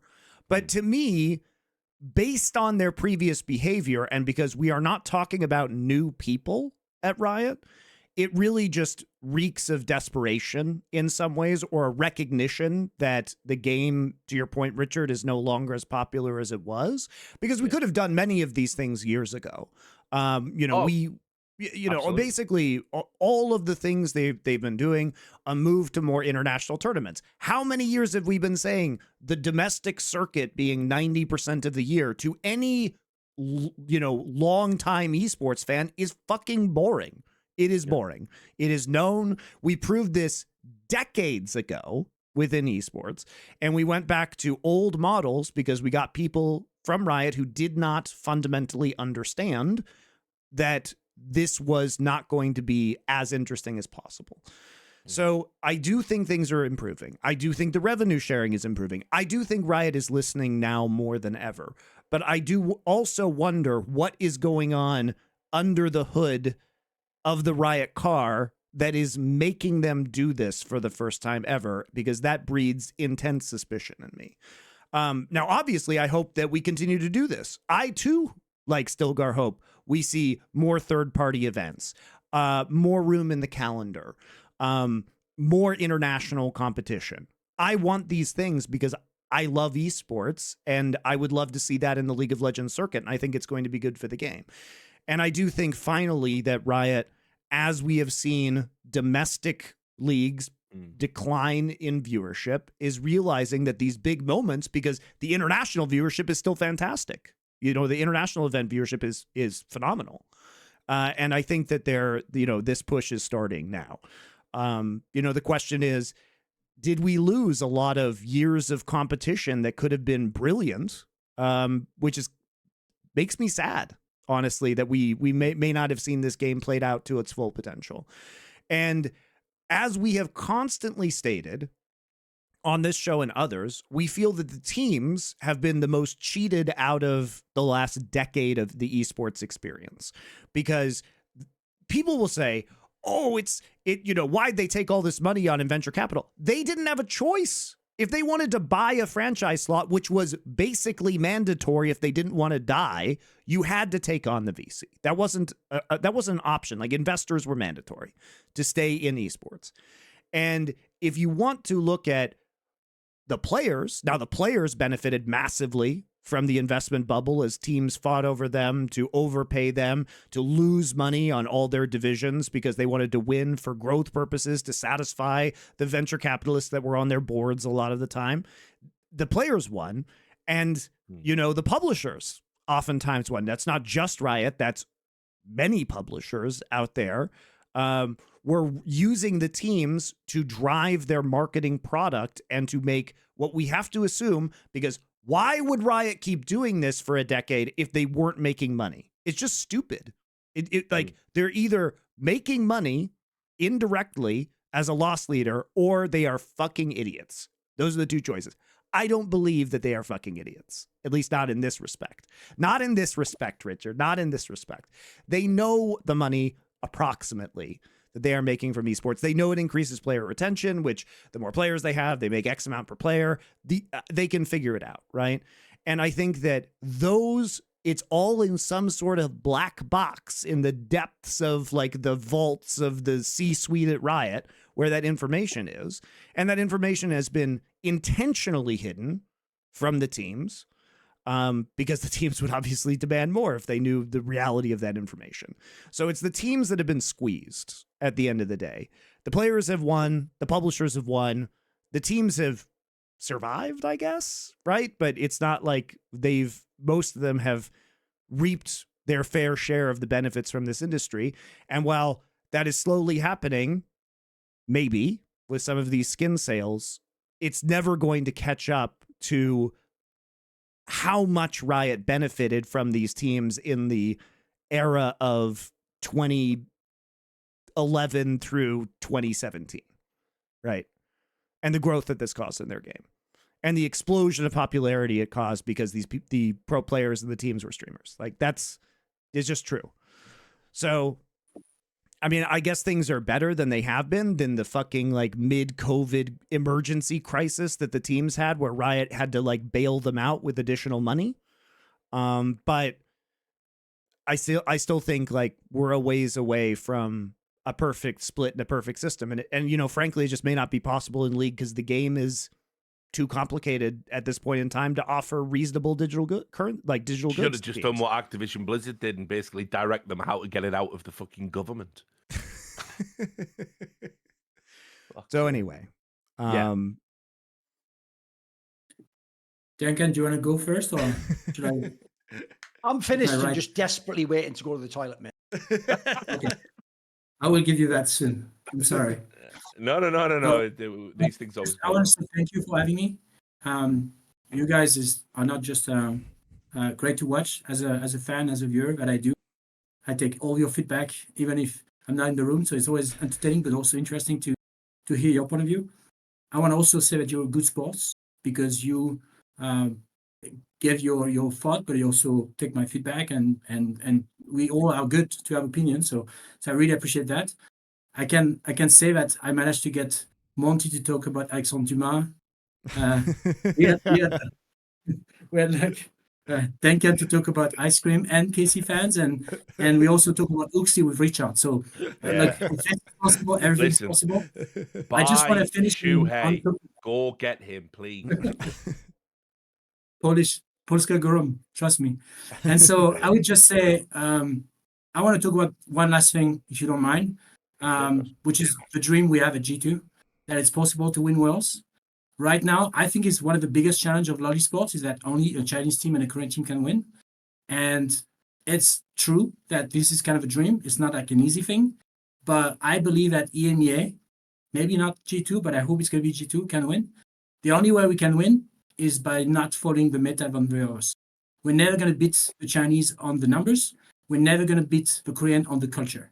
So we have to find something else. And this something else, from my point of view, is innovation. We cannot think we're going to win against Korean by importing the second-tier players. We cannot win against LPL and LCK by copying their meta and just waiting for them to decide what we should play. We have to invent. These come from talent, staff, data, facilities, Scrim. A lot of people complain about Scrim, but now they're copying it. We're going to keep inventing. And if we manage to concentrate the talent, and there's a lot of talent, and I think the Tier 2 level in G2, but also in Europe, is the force that is unsung heroes in the future of Europe. I think we have a chance, and that's the dream we're aspiring to for G2.